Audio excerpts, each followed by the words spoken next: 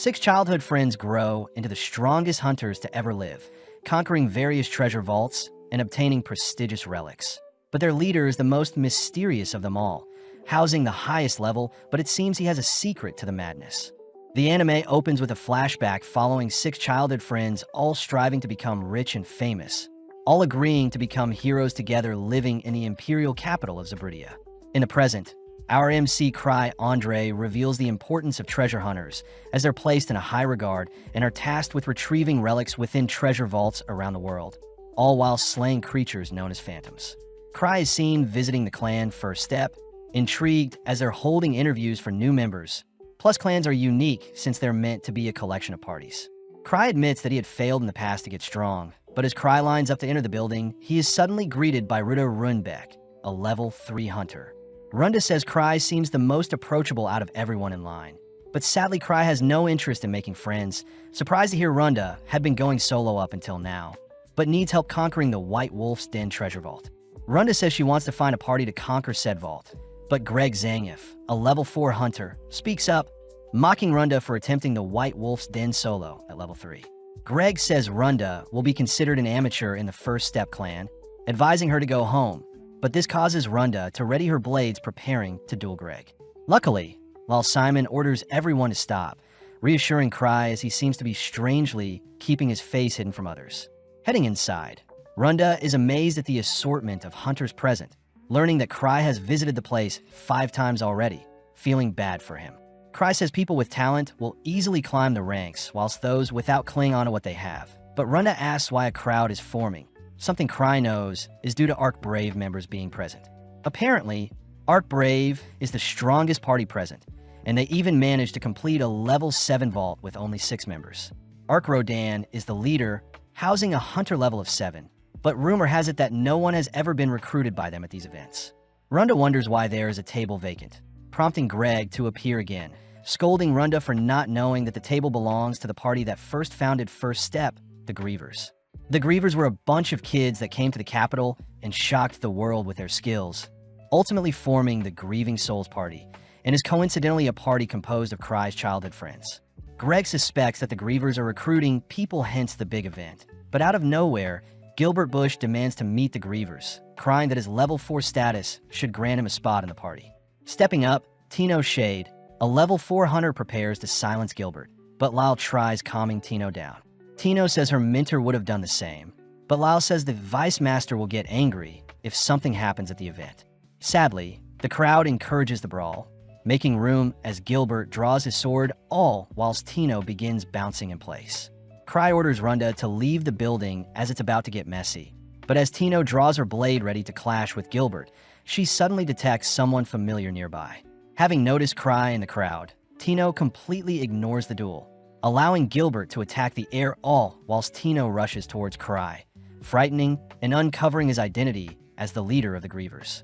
Apparently, the Grievers are a 6-man army with Cry being their leader, the strongest out of the bunch. Flashing back, we see Cry and his party taking on beginner vaults in record time, but on a particular day, Cry was rescued by one of his childhood friends. Cry found it strange that his 5 party members excelled monstrously compared to himself, so Cry reasoned he should leave as he would only be holding them back. Surprisingly, Cry was offered the position of leader in their group, but Cry had never asked for such a thing, cutting to the present where Greg and Runda are in disbelief that Cry is the clan master of First Step. Ark is seen trying to start a conversation with Cry, but Tino immediately calls out Ark for having ulterior motives, prompting Ark to commend Cry for observing the crowd with a disguise. Cry tries telling everyone that he simply overslept and tried sneaking into the event afterwards, but Ark seems to be giving Cry more credit than he deserves, something Cry had experienced his entire life. Tino continues to be protective of Cry. Something Cry knows is due to Tino being an apprentice of Liz Smart, one of Cry's childhood friends. Ark takes the chance to ask if Cry has any recommendations in mind, and seeing as Cry isn't accepting any members for his party, Ark says he'll take anyone as long as Cry recommends them himself.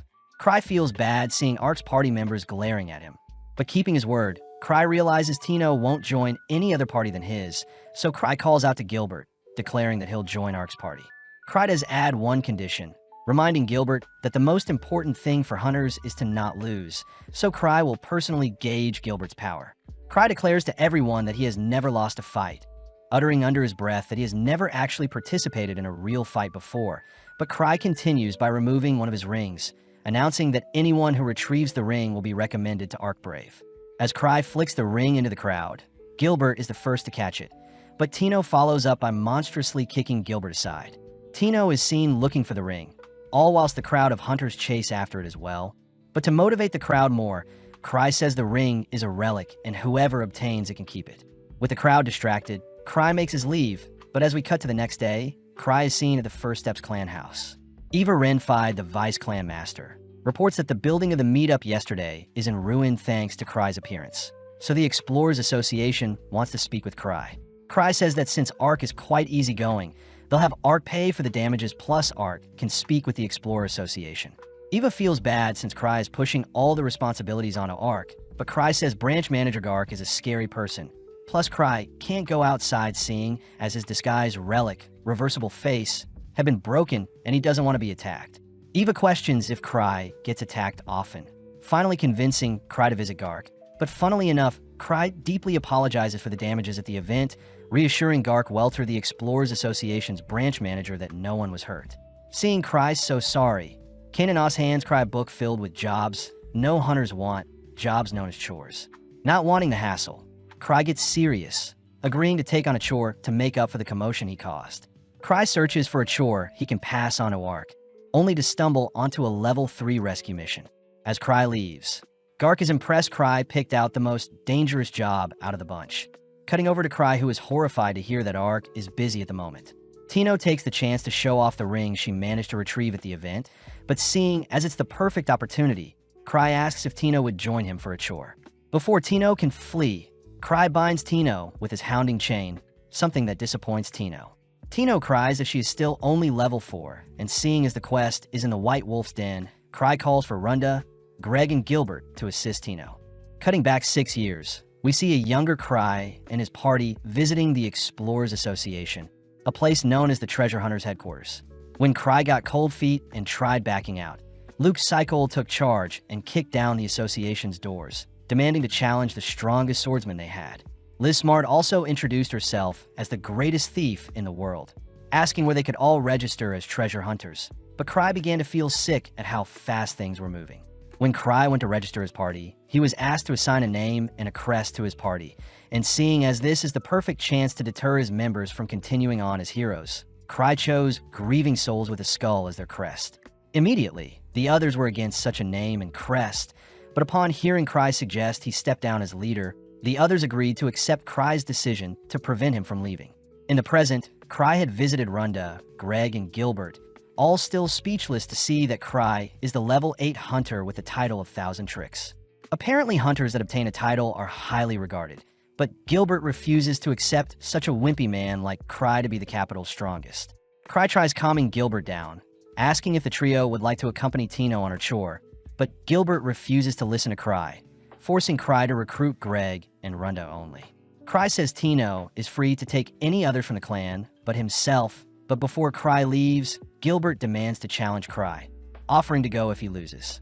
With Cry getting serious, he says that since Tino is the leader, she'll be the one to make Gilbert submit. With the challengers getting ready, we see Tino showing off her flexibility to Cry, but Gilbert is more fixated on defeating Tino, so he can duel Cry. Tino reminds Gilbert that Cry is level 8 compared to a fly like Gilbert, who is level 4. But to make things fair, Tino says she won't be using any of her weapons. Cry says that although Tino and Gilbert are both level 4, Tino should be slightly stronger since she has battle experience. But Gilbert's Purgatorial Sword relic could be an issue. Surprisingly, Gilbert tosses aside his sword to match Tino, but before the duel starts, Tino demands to get ice cream with Cry if she wins. With Cry agreeing, Tino starts the duel by lunging towards Gilbert, missing a strike to his head only to launch him aside with a spinning kick. Sadly, Gilbert refuses to give in, charging at Tino, but she simply replies with a leg lock, demanding that Gilbert apologize to Cry as she tightens her hold on Gilbert. Pissed, Gilbert breaks out of Tino's bind, but is put to sleep shortly after by a decisive strike to the neck. With Tino asking for praise from Cry, Gilbert is seen barely conscious, revealing that at a very young age, he wielded a sword and defeated many adults with his swordplay. even heading to the capital and managing to conquer many treasure vaults at such a young age. In the present, Tino advises Gilbert to pick up his sword if he wants to win, but Gilbert's pride refuses to let him. Gilbert admits that he wasn't as strong as he thought, suddenly hearing Cry say he knows Gilbert left his original party since he was too strong for them, shocking Gilbert as he wonders what Cry truly is capable of. Intrigued by Gilbert's blade, Cry nonchalantly heads over to inspect it. But before even grasping the blade, huge amounts of flames engulf Cry, horrifying Gilbert as Cry is able to draw out more power from the Purgatorial Blade. In this world, mana material is said to be the core substance, and treasure vaults are phenomenons when mana is condensed along with ley lines. Till this day, there are things to be discovered, and the White Wolf's Den is a treasure vault with many mysteries, a site originally inhabited by the Silver Moon Wolves. It wasn't until the wolves were hunted for their fur that the location became a vault and wolf phantoms started appearing, the primary reason why Cry refuses to take on the chore. Seeing Eva worried, Cry says Tino's four-man party can easily take on the job, but Eva is more curious about the spectacle that happened with Gilbert's sword.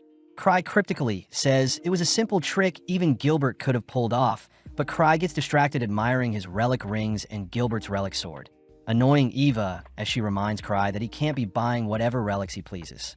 Cry reveals that his party members equally split any profit, feeling bad since he gets paid even though he doesn't do any work, but seeing as his relics are dead, Cry heads over to get them charged. Sitting down with some party members, Cry has his gear charged, only to hear reports of wayward phantoms appearing northwards, destroying an entire caravan. Apparently, even level 3 guards couldn't stop the phantom, and now the Knights of the Third Order are dead set on exterminating the threat, especially since it looked like a wolf and was near the White Wolf's Den. The gang suspect the den must have created such a creature, freaking Cry out when he hears that Rudolph Devount, a level 5 party, went missing in the den checking the job again. Cry realizes it was a rescue mission for Rudolph and his 5 other level 5 hunters, but as Cry tells the others that he sent Tino to retrieve the missing party, the duo fear Tino won't make it back. Cry chooses to excuse himself, wondering if Gilbert charged his sword before heading out, but at the same time we see Tino and her party deep in a forest. Tino reminds the gang that such a mission won't be easy, hence why they were asked to write their wills. But Greg fears that their 4-man party is too random to take on any extraordinary quests. Tino corrects Greg, declaring that Cry is far more calculating than anyone they've met, inspiring the gang to continue forward as they have full faith in Cry's decision to give them the job. At the same time, we see Cry about to puke, blaming himself for sending Tino and the gang on an impossible mission. Seeing as he has to right his wrong, Cry heads over to open a secret passage near a bookshelf, reasoning he should stop the gang and hand over the job to someone else more qualified. At night, we see the gang making good progress through the woods, but suddenly a phantom attacks them. Greg is mortified to see the creature equipped with armor and a sword, but Tino cries that they must overcome such a creature. Back with Cry, we see him sifting through his assortments of relics, stashing up on items he may need, but before he can head out, Eva asks what he is doing. Eva is happy to see Cry is worried about Tino and the others, but spots Cry wearing a Citri slime, an item that violates Imperial law. Just like that, Cry heads onto his balcony, activating his Night Hiker relic only to rocket towards the gang. Flashing back, we see Cry's newly formed Grieving Souls party reporting on their first week of vault hunting, all amazed that they encountered a level 4 Cyclops in a level 1 vault. Overhearing their conversation, a drunk adventurer accuses the kids of lying, but the man is shocked to see the gang have brought back the monster's head. Working together, Tino and her party manage to slay the phantom before them, but they're confused as to why such a creature appeared near a level 3 vault.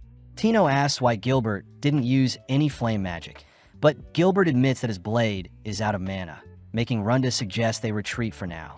Tino stands strong, declaring that they'll continue on no matter what, plus they must hurry since the people they need to rescue might still be alive, egging the others to follow after Tino.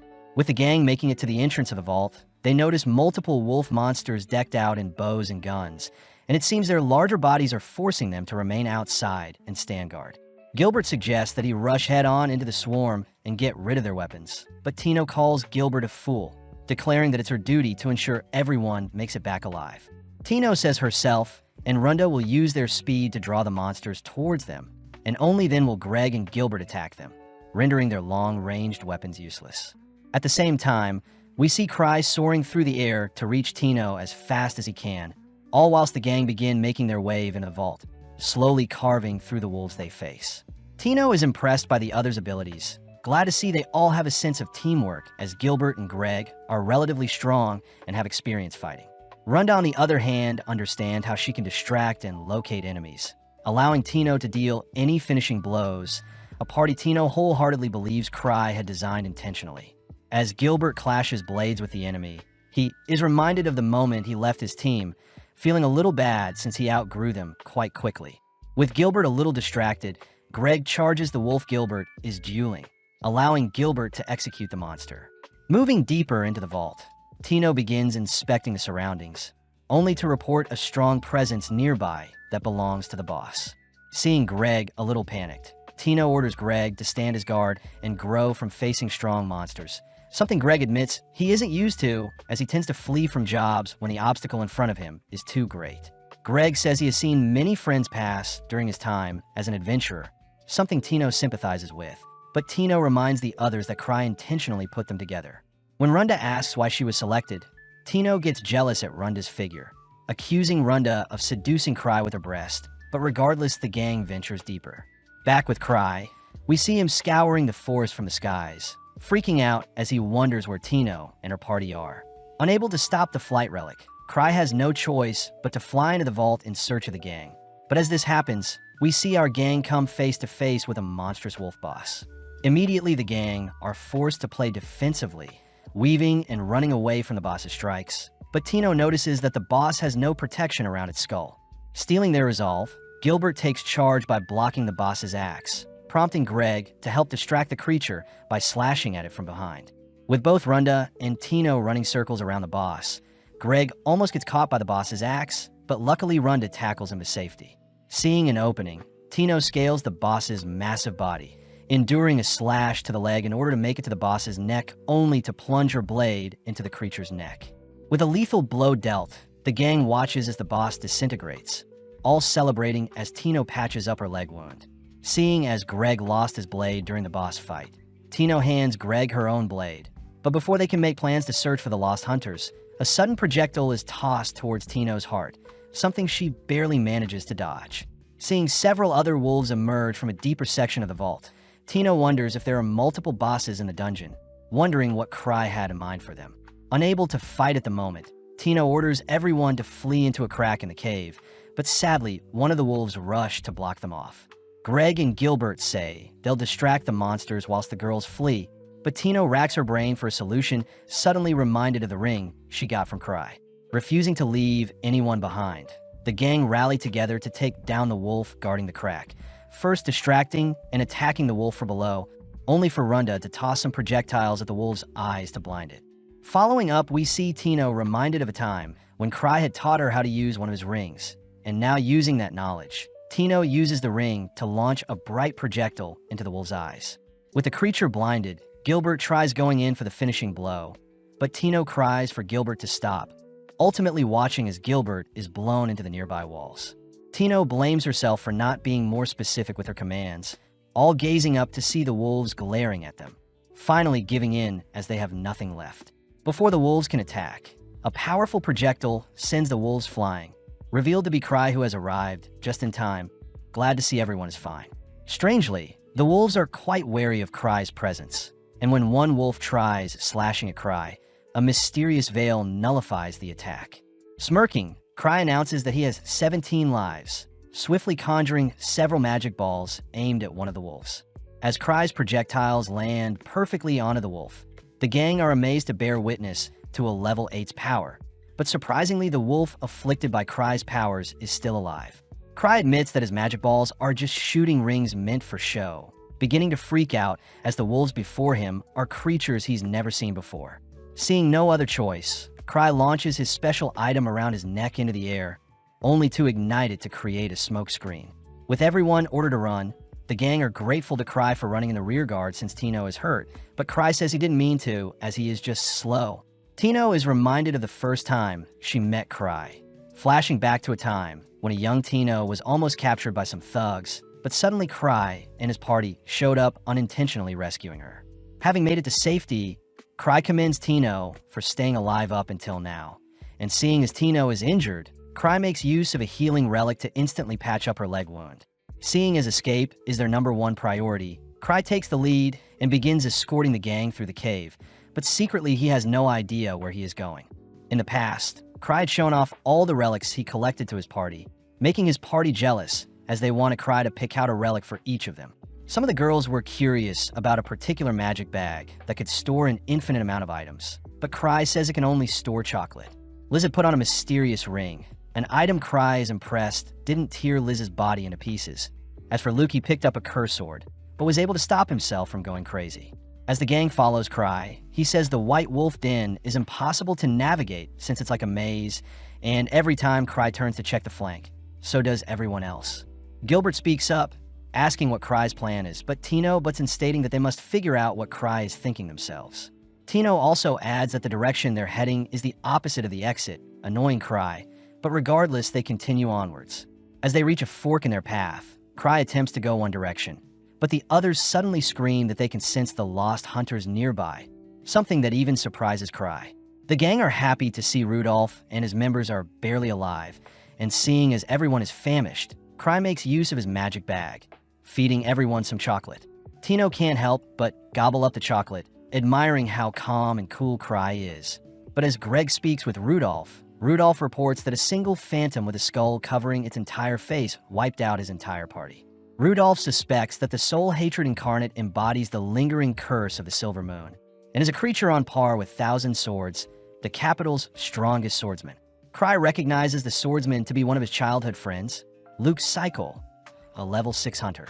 Cry doubts the creature can actually be that strong, but seeing as their current party isn't capable of taking on such a creature, Cry says they should escape for now, allowing Tino to take it from here. Tino starts by leading the gang back to the boss chamber they fled from, and with everyone agreeing to make it out alive, Cry notes how he only has 5 safety rings left, meaning a 6th strike will be lethal for him. Cry also knows that his remaining relics won't even phase the enemy, but when the gang spot a monstrous entity approaching them, they all ready their weapons. Cry realizes he can use his Night Hiker to dive the attacker and sacrifice one of his lives. But when the actual boss appears, its sheer aura sends shivers down everyone's spine. Strangely, a second masked figure appears behind the phantom, instantly kicking it into a nearby wall, someone Cry recognizes as Liz. Liz first asks if the people with Cry are new members, but Cry reassures Liz they aren't, pleasing Liz as she removes her mask. Liz gets annoyed seeing as the others don't recognize her. Plus, Liz revealed that she had to come get Cry, feeling ashamed as Liz had entrusted that Tino would be able to handle missions on her own, choosing to glare at Tino, who tries hiding behind Cry. When Gilbert tries diffusing the tension, Liz monstrously kicks him into the wall, turning back to face Tino, only to question if Tino was someone she should have taken up as an apprentice in the first place. With Tino unable to do anything but sincerely apologize, Cry is forced to step in, finally able to calm Liz down. With the boss recovering and another wolf appearing, Liz is forced to silence the creatures, ruining her moment with Cry, choosing to equip her mask as the enemies spray her down with bullets. Activating her technique, Liz manages to slow down time, nonchalantly catching and nullifying the gun spray. Liz takes the chance to educate Tino on how to slay armored creatures, uttering that Tino must simply slay them whilst they're in their armor, demonstrating by slashing up the armored wolf with a single kick. Seeing the boss thrust its blade towards her, Liz chooses to catch the blade, demanding to know why Tino found the boss so difficult to defeat, as Liz herself lands a disgusting knee onto the boss. Liz continues by dragging and slamming the boss into the ground, reminding Tino that she is far too weak and that she needs to grow stronger if she even wants to compare to Liz herself. Unable to handle the criticism, Tino begins to cry, something that makes Cry feel bad for her. As Liz finishes off the boss, Cry reveals that Luke and Liz used to spar each other constantly, and is the reason why they're so strong today. Plus, Liz is the fastest thing to exist in this world, moving faster than her shadow, can keep up hence her title of Stifled Shadow, the level 6 hunter. With Liz now calm, she jumps into Cry's arms, happy to see Cry again. Back at home, Gilbert is seen handing over his blade to Cry, telling Tino and the others that he plans to rejoin his former party and grow stronger alongside them, with the goal of reaching Liz's strength in the future. In the past, Cry had accidentally placed orders for masks without eye holes, but his party had believed Cry had intentionally left out the eye holes to make them stronger. In the present, Liz sleeps soundly all whilst Cry seems to be looking for something, wondering if he should give up on his search. Flashing back 1 year, Citri Smart, a level 2 hunter with the Alchemist class, had entrusted Cry with handling a slime she created. Being the genius of the Grievers, with the title of Prodigy, the slime Citri gifted Cry is capable of destroying the entire capital. In the present, Cry says he had lost the slime, and when he had tried using the slime in the wolf den, it was already missing, so Cry reasons it was always empty to begin with. As Cry tries to forget about this slime, we cut to some hunters exploring the wolf den, having heard from the association that there are anomalies that lie dormant in the den. Unable to sleep all night, Cry drags himself throughout the building, only to run into Eva, who wants Cry to make a report on the wolf's den, seeing as Tino is training with Liz. Cry asks if Eva can check if a possible slime may be wreaking havoc in the capital. But first, Cry heads to check out Tino's training. As Cry leaves for the basement floor, Eva admits that Cry has the special foresight to predict the future with his guesses, something even Cry isn't aware of. In front of Tino's training room, Cry runs into Sven Anger, a level 6 hunter and the leader of the Obsidian Cross Party. Sven asks Cry to convince Liz to give them the training room, but Cry apologizes since Liz came home earlier than expected, having gotten bored of disarming traps in Night Palace, a level 8 vault, and simply returned home.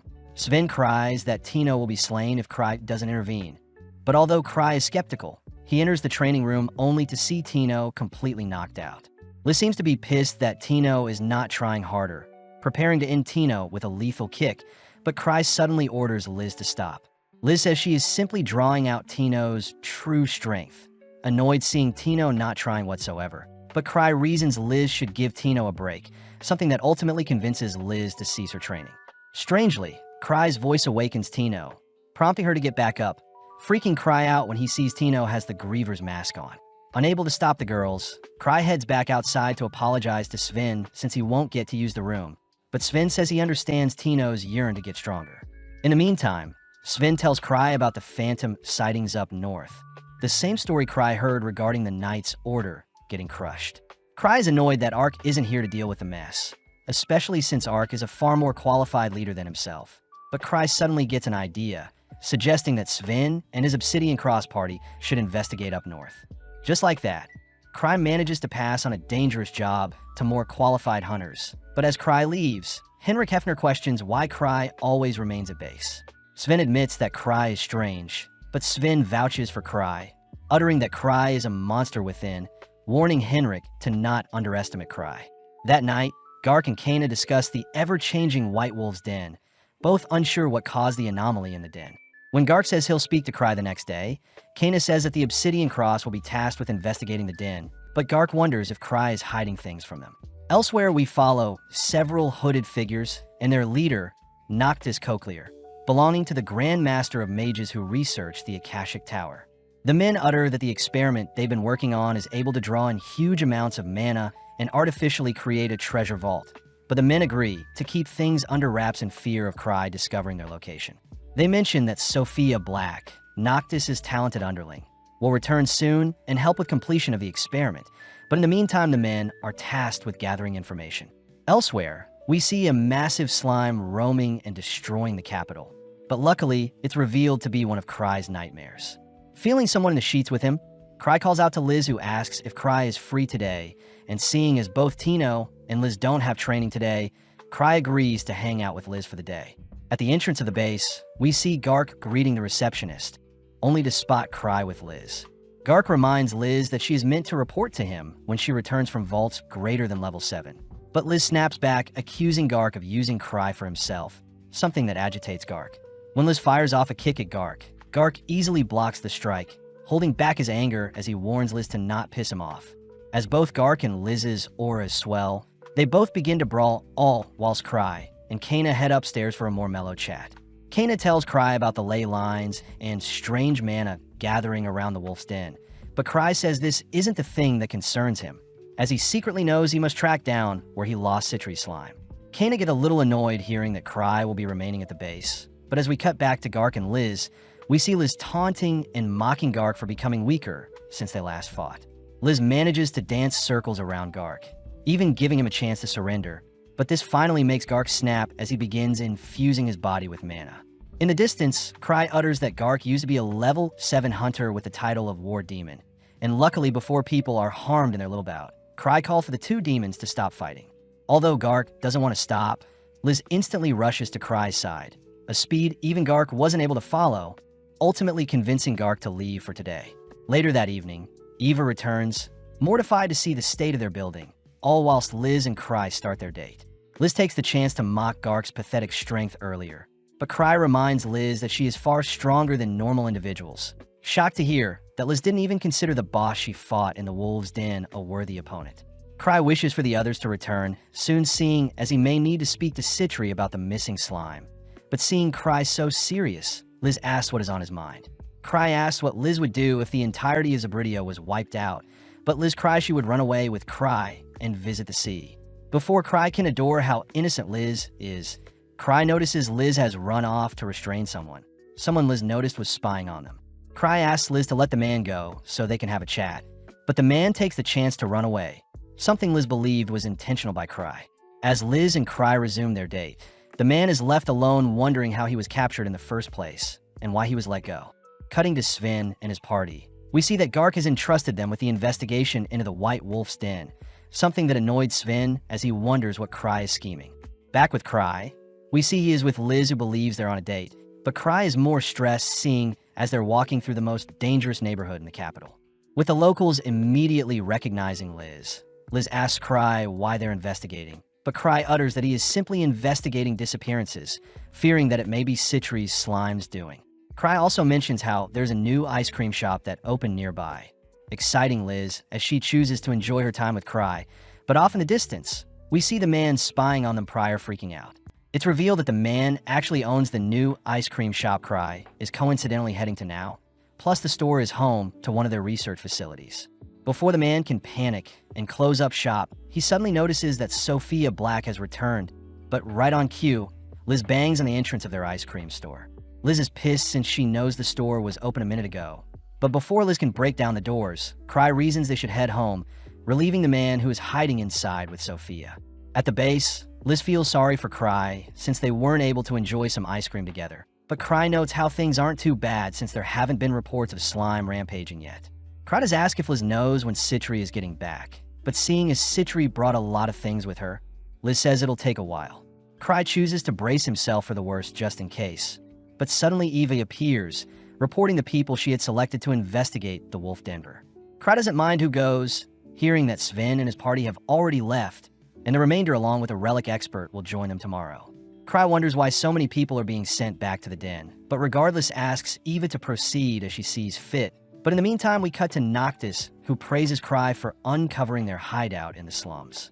The other hooded men begin to panic, cursing Cry for leaving and mocking them once he discovered their ice cream hideout. But Noctis calms everyone down, asking Sophia what she thinks will be best for them.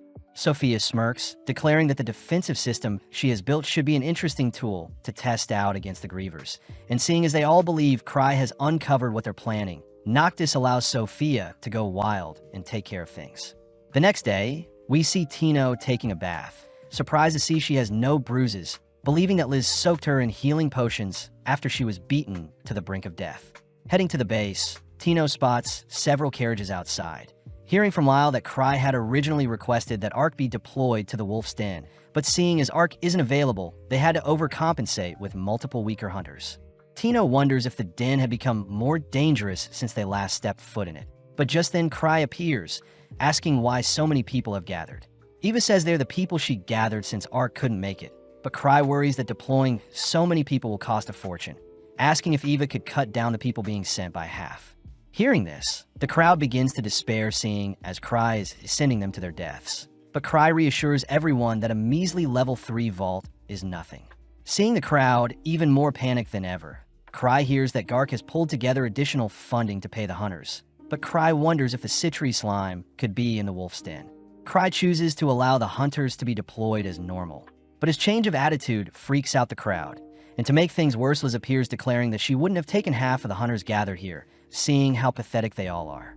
When the crowd accuses Liz of not understanding them since she is a genius, Liz snaps back, pointing out how disgusting and worthless they all sound, choosing to leap towards Cry's location only to ask if she and Tino can take on the job.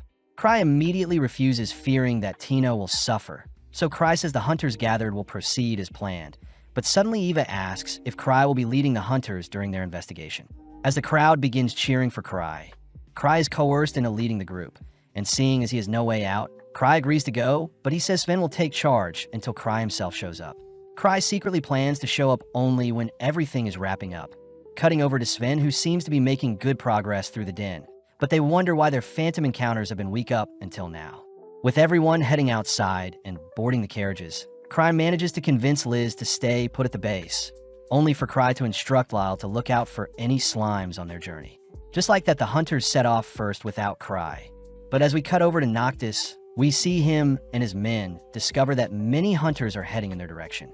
Noctis orders his men to stand strong, but Flick Petsin fears they won't stand a chance against the Grievers.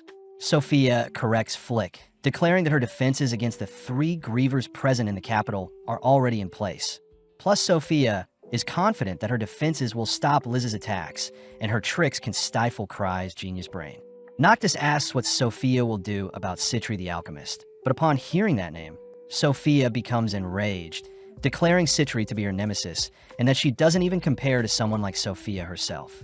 Seeing Sophia fired up, Noctis orders his men to follow Sophia's commands. But back with Sven, we see that his party has yet to run into anything strange. With Henrik once again doubting Cry's reason for sending them here, Sven suddenly gets a message, only to order for everyone to evacuate with a whistle. Outside, Sven is mocked for evacuating everyone after receiving word to look out for a slime. But as Gain and other hunters mock Sven's decision, Sven corrects them. Sven says members of the Grievers would have never warned the others of the disaster, something that shuts up Gain and the other hunters as they realize Sven was only being safe and will resume their mission once reinforcements arrive. Gain questions why a slime would be such an issue, but Sven recounts a time when Cry had asked him to go cherry blossom viewing, and strangely Cry had asked Sven to bring his weapon. When they arrived at the cherry blossoms, the trees had suddenly become a treasure vault, a location commonly known as Prism Garden, and is an example of Cry being able to predict the future. At home base, Liz is seen jumping at any excuse to head to the den, dead set on showing how strong she's gotten to Cry. Cry says he needs to time things perfectly, but out of nowhere Citri appears, asking if Cry needs help with anything. Citri suddenly mentions how they need to crush a dangerous force before they gain too much power. But at the same time, we see Gark suiting up ready to head to the Wolf's Den, as well to prove to Liz he's still a warrior, only for Citri to appear, asking for a favor from him. In the past, Citri had told Cry that she wanted to take on a different role compared to the others in their party, a decision that Cry ultimately encouraged Citri to make. Heading to the secret room, Citri points out how rapidly the Citri slime could evolve and adapt, something that scares Cry. But Citri says she had taught the slime to leave herself and Cry alone. Cry takes the chance to tell Citri that her slime is missing, but this makes Citri immediately investigate how it went missing, suspecting it must have escaped through the drain in the room's bathroom. Citri says she'll deal with the slime, all whilst Cry handles a different issue. But as we cut over to Lyle, who greets Sven, Lyle passes on Cry's orders to have Sven command the hunters whilst he is gone. Seeing as Liz won't be an issue, Sven rallies together the troops, asking if the hunters are ready to deal with slimes. Immediately, the hunters point out that any weapon at their disposal should deal with such a harmless creature. But this annoys Sven, as he wishes Cry was more specific about the threat at hand. Gain takes the chance to mock Sven for stalling their mission once more, but this time the surrounding hunters laugh at Gain for going against Cry's warning. At that moment, Talia Widna, an alchemist that had supposedly been working with Citri on her slime investigations, presents a tube specially designed to slay slimes. Following Noctis, he is seen being fed information regarding the hunters at the Wolf's Den, with numbers totaling just under 100 and only a few have titles. As Sven starts the operation, he chooses to send small parties into the den, ordering them to whistle and communicate if anything happens. But sadly, after a whole day of searching, Sven is baffled to have not encountered anything but phantom wolves in the Denver. With so many injured, Sven wonders if Cry was wrong, all whilst Gain voices how disappointed he is in Sven. Luckily, Sven stays resilient, wanting to see the mission till the very end, but as night falls we see Gain heading into the woods to take a leak. Whilst Gain is berating how spineless Sven is, he suddenly hears a strange noise nearby, choosing to investigate it before sounding his whistle. In the distance, Gain notices two hooded figures standing before a monstrous wolf. Listening in as Hose and Tage discuss plans to further inject the creature with a strange substance. Before the hooded men can act, Gain rushes towards the men, announcing himself as a hunter only to begin beating up the hooded men. Gain chooses to take out Tage first, but whilst he is distracted, Hose manages to inject the creature with the syringe, forcing it to undergo a mutation. In mere moments, the creature's body begins to melt and ooze like a slime. And as the creature roars, we cut back to Sven and the others who hear a whistle out in the woods. Recognizing the whistle, Sven immediately orders all the hunters to ready themselves for whatever is in the forest, all whilst Talia follows the gang. With Sven counting his troops, he hears that Gain was last seen in the forest, but luckily Gain appears to have lost an arm but had managed to escape. Not too soon after, a disgusting ooze like slime emerges from the forest clearing, prompting Sven to fire an arrow at the creature, but it doesn't faze the creature. As the creature worms its way towards the hunters, they try their best to barrage the creature with various magic spells, all whilst Henrik begins healing Gain. Gain reports that strange men in hoods injected a phantom to create the slime, and seeing as Sven's attacks, nor any physical or magical spells are working on the monster, Sven orders for the hunters to evade and box in the slime. Seeing the creature devouring several hunters, Sven asks Talia to hand over the slime slaying vial, only to begin leading the slime away from the others. Seeing the slime bounce after him, Sven uses the opening to sneak the vial onto the creature's landing point, only to watch the vial blow up within the slime. Sadly, such a small explosion doesn't faze the creature as it tanks the explosion only to continue its march towards the hunters. With Sven out of ideas, he racks his brain for a solution, only to be surprised to see that Citri has arrived, uttering that the slime before them nullifies magic. Citri says that Cry had allowed her to take charge of the mission, revealing that the slime before them is encased in a force field that negates all attacks. And seeing as the creature is melting, Citri suspects it's trying to replenish its mana, hence why it targets beings with the most absorbed mana like herself. Citri feels sorry for the Phantom as it had to take part in a failed experiment, and seeing as she should put the creature out of its misery, Citri tosses a piece of anti-metal at the creature, ordering Sven to shoot the metal.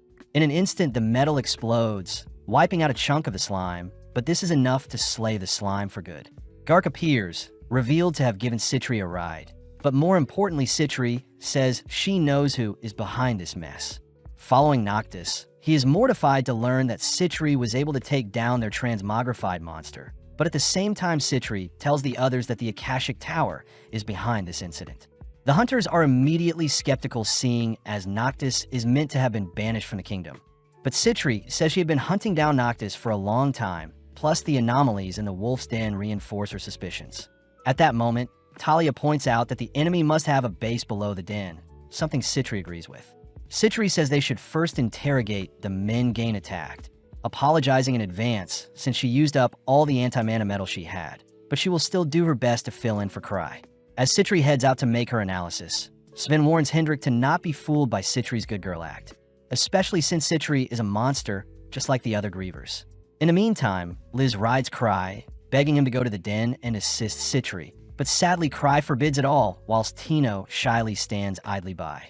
Back with Flick, he's annoyed that Sophia wants them to send out monsters one at a time, plus she hasn't been communicating with them as planned. Refusing to embarrass themselves in front of Noctis, Flick orders for all of their monsters to be released at once. But as we cut back to Citri, we see her and the others interrogating Hose and Tage. Citri knows that disciples of Noctis would never willingly betray their master, so Citri declares she'll use a special potion to make them speak. Immediately, Adoria, a member of the government, reminds Citri that using such a potion would be like brainwashing someone and that it is illegal. When Gark himself steps up to calm Citri down, Citri reveals that the potion is merely colored water, even drinking the potion to prove it was a joke. Sadly, a large howl can be heard off in the distance, followed by the thumping of another red slime in the distance. Citri says different slimes have different magic barriers, and seeing as they need time to figure things out, Citri orders for several hunters, including Lyle, to stand as defense. When a monster approaches Lyle, it throws out a punch that strangely eats away at Lyle's defense, forcing him to toss away the shield to keep his arm. As mages launch fireballs at the slime, Citri notices it evades by spinning, a technique that it uses to attack as well. Gark fears that his axe will do nothing to such a creature, and seeing as they can't wait for the creature to tire itself out, Sitri says they need to focus their attacks on a single spot or nullify its magic barrier. Before Sitri can give orders, another blue slime appears, prompting the hunters to ask Sitri to issue a retreat order. Sitri seems to be thinking hard, but out of nowhere Sitri's demeanor changes, ordering for the mages to stop firing and everyone to step back and watch. Strangely, the blue and red slimes immediately begin clashing. A feature of the slimes, as their sole existence, is to absorb other things with the greatest mana capacity. Within mere moments, several other slimes appear, but they all seem to be brawling with each other. But off to the side, Talia strangely utters that the slimes were meant to be sent one at a time. Cutting over to Noctis, he heavily berates his men for not listening to Sophia. Plus, Sophia is finally communicating with them, revealing that Gark the retired hero is also present against the hunters. Noctis immediately stiffens up, seeing as their transmogrification potions were wasted, but Sophia says they have to double down and wipe out the hunters before they find their base. Sophia suggests they unleash the partially trained Malice Eaters, and seeing as the creatures will need guidance, Flick is assigned to lead the creatures into battle. Back on the surface, Talia is seen admiring Sitri, having been by Sitri's side for a long time, and in that time Talia felt helpless at how smart and unique Talia behaved, ultimately making Talia scared and jealous of Sitri. Sven notices Talia looking upset, reassuring Talia that their mission will be a success, seeing as Sitri is here now. But Sven wonders why Hose and Tage have been staring at Talia. As Sitri works throughout the night, Gark chooses to check in on her, asking Sitri to not push herself so much, but Sitri utters that she knows where the enemies are. Gathering everyone, Sitri shows everyone her findings, only to pinpoint the Akashic Tower's hideout to be near the edge of cliff. Sitri is able to confirm her suspicion when she asks Hose and Tage, reasoning the hunters should head out immediately and attack, whilst Noctis isn't suspecting them. But this only prompts Hose and Tage to cry for Sophia to rescue them. Sitri recognizes Sophia's name to be her nemesis, but sadly Sitri has been unable to capture Sophia up until now, swearing that she'll capture Sophia and Noctis the evil mages and place them into the South Asteria prison.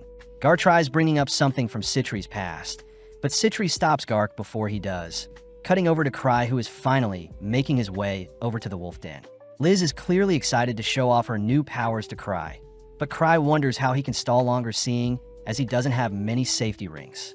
Since it's quite dark, Tino tries pretending to be scared in order to hold Cry's hand, but immediately Liz forbids it, scolding Tino for even trying such a thing. Unable to see in the dark, Cry is forced to use an owl ring to help him navigate in the dark, all whilst Liz orders Tino to continue standing guard. With Sven, Sitri, and several others patrolling the area, Gain apologizes to everyone, seeing as Cry was right all along, something Sitri doesn't fault Gain for doing, as Cry is a unique specimen. Sitri says Cry may appear as weak as a bunny, but he exhibits the power of a level 10. Sven takes the chance to ask why Sitri didn't bring her magic creature kill him with her. But at that moment, a destructive bolt of lightning erupts from the skies, aimed directly at Sitri. Revealed to have been Flick riding his Malice Eater, Flick cries that it was the right call to engage the hunters head-on with only one Malice Eater, but when Flick goes to inspect the hunters' corpses, he notices Sven is still alive. Flick cries that he'll single-handedly take down all the hunters, but out of nowhere Sitri speaks up, revealing herself to be unharmed. Taking out a water gun, Sitri fires a healing potion at Sven, instantly healing all of his wounds and allowing him to rush Flick, only to knock Flick out. Sadly, Sven is no match for the Malice Eater, but Gark appears, teaming the beast only to slay it. Following Noctis, he is annoyed Flick didn't make use of all the Eaters, prompting his men to suggest Noctis flees whilst they stall for him. Noctis refuses, declaring that they still have their trump card of Akasha, plus Sophia still has things up her sleeve, something that inspires the remaining hooded men to fight till the very end. Outside Noctis' headquarters, we see Sitri and the others eyeing the entrance, annoyed to see monsters standing guard. Sitri asks if Sven can carve open a path for them, but Gark intervenes, declaring he'll help them enter the cave and slay the evil mages. At the same time, we see Cry and the girls have made it to the location where Sitri was attacked by Flick's lightning spell, freaking Tino out as such a spell cleared out a fraction of the forest. As Gark charges the creatures guarding the entrance, Sven, and several mages assist his entry, all whilst Noctis unveils his trump card. Having sent the embodiment of Akasha itself to face off against Gark and the Hunters, we see our Hunters slowly losing the fight as other hooded men ride Malice Eaters into battle. But during the battle, we see Flick cutting his way out of his binds. Slowly, the Eaters tear away at the Hunters, but right when things seem lost, Liz appears, instantly slaying one of the Eaters. Back with Cry, he is left alone with Tino since Liz ran off without them. But Tino suddenly declares that she has detected 3 entities nearby, revealed to be Flick, who escaped with the other 2 men. Cry mistakes the entities to be simple forest monsters, ordering Tino to leave them alone and proceed with their travels. And seeing as his owl ring wore off, Cry asks Tino to lead the way. With Liz now assisting the Hunters, she is easily able to help turn the tides, teasing Citri for losing before she showed up, but Citri can only curse at her big sister for making fun of her. When Liz wraps up slaying the Malice Eaters, she darts towards the Akasha Golem, throwing out a kick, but its hard exterior deflects the blow. Liz tries to pummel Akasha with a barrage of blows, but it only knocks the Golem back, allowing Gark to follow up with a cleave that freezes a portion of Akasha's body. Strangely, the ice suddenly disappears, all whilst Akasha reacts to block one of Sven's arrows. But when Gark tries slashing at the Golem once more, Akasha suddenly vanishes. Having leaped into the air, the gang are reminded of Ansem, and when Liz tries sneaking up for an aerial attack, Akasha detaches one of its arms to reveal a cannon. Firing and scraping Liz is forced to back off for now, all while Citri wonders why Akasha is solely fixated on attacking Liz. Liz is annoyed seeing the Golem underestimate her, but when Liz and Gark work together to knock Akasha onto the ground, it shows off some boosters that rocket it onto its feet. Having exhausted herself, Liz declares it's over, prompting Cry and Tino to appear. Liz apologizes since she wasn't able to defeat Akasha before Cry showed up, but out of nowhere the Golem locks on a Cry, suddenly flying towards him. With Cry unfazed, the Golem takes a swing at Cry, but mysteriously Akasha is flung back, turning off on the impact. Cry apologizes since he couldn't see anything due to his poor vision, but in the morning, Gark reports that the Akashic Tower members were ultimately able to escape, but their research and documents were left behind. Citri is seen thanking Cry for the reinforcements, catching Cry up on what transpired whilst he was gone, all whilst Tino gives Liz a massage.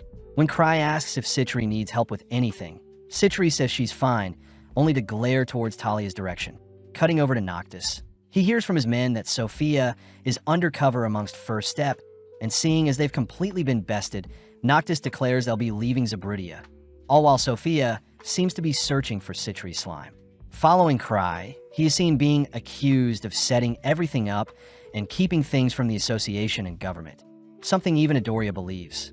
Cry asks why Gark and Adoria don't just speak with Citri, believing they're still hesitant due to the incident 3 years ago, where Citri would have been falsely accused if it weren't for Gark intervening. Adoria reminds everyone that the evidence at the time pointed to Citri, and because of the incident, Citri was demoted and given the title of Deep Black, something that can't be reverted. Gark cries that Citri had no reason to associate herself with the South Asteria's mass prison break 3 years ago. But as we cut back to Noctis, we see he has captured Talia and is demanding that she drop the act.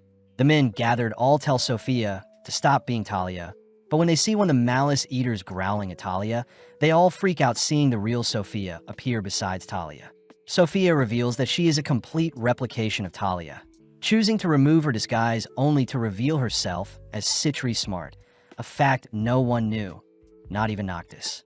Before the men can attack Citri, Citri says she had always admired Noctis and his research into Akasha, and seeing as she could have never acquired and dedicated the time into researching such things, she had to play the role of apprentice to her master Noctis.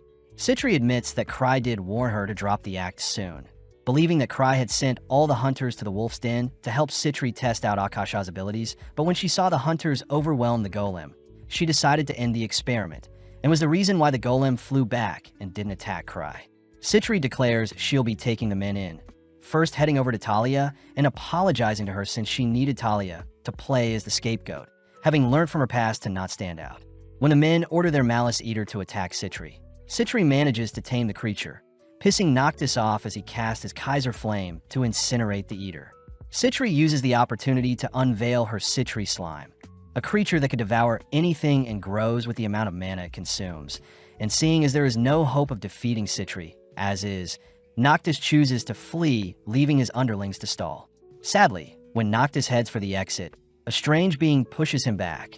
A creature Sitri reveals to be her own Chimera Killium, a creature created from the leftover parts from Noctis's previous experiments.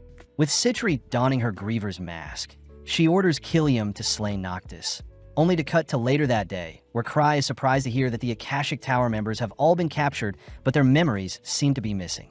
Sitri also mentions that Talia was caught in the crossfire, but Cry has no idea what she is talking about, only nodding and agreeing to fulfill any future requests Sitri may have. Holding another meeting with Gark and Andoria, Cry asks if he could have the Akasha Golem and the Malice Eaters. Outside, Sitri is glad that Cry was present as they managed to obtain the Malice Eater, but not the Golem. With Sitri heading to pick up the Eaters, Gark asks to speak with Cry, reporting that Arnold Hale, a level 7 hunter from Nebula Noob's The Land of Fog, has arrived at the capital. Cry says he doesn't really care who Arnold is, but Gark reminds Cry that Arnold had taken down a lightning dragon in the past, but Cry mentions he also took down a dragon as well. Gark gleefully laughs, apologizing for not knowing only to pat Cry on the back, accidentally destroying one of Cry's safety rings, all whilst asking Cry to not start trouble with Arnold. As Gark leaves, Cry notices a familiar-looking poster, surprised that the annual Zaberdian auction is occurring soon, and is an auction that shows off many rare relics. Cry panics, seeing as he has no funds, plus he can't keep borrowing money from Sitri. But at that moment, Chloe Welter calls out to Cry, someone Cry remembers works as a receptionist and is Gark's niece. Chloe asks why her uncle has been so happy lately, but Cry doesn't know, suspecting it may have something to do with Arnold from the Falling Fog. As Sitri appears, Cry heads out with Sitri, passing through the yard only to be brushed by some interesting people. As we follow Chloe, she greets Arnold and his party, only for us to cut back to Cry, who sees Chloe has tamed the Malice Eater given to her. Given the name Drink, Sitri says their pet won't harm Cry or herself. But when Drink leaps into Cry's arms, it begins picking away at the safety rings Cry has, forcing Sitri to pull Drink away before it does too much damage. Cry fears that any more cuddling with Drink will drain the remainder of his safety rings. So Cry asks Sitri when Lucia will come back and charge his relics.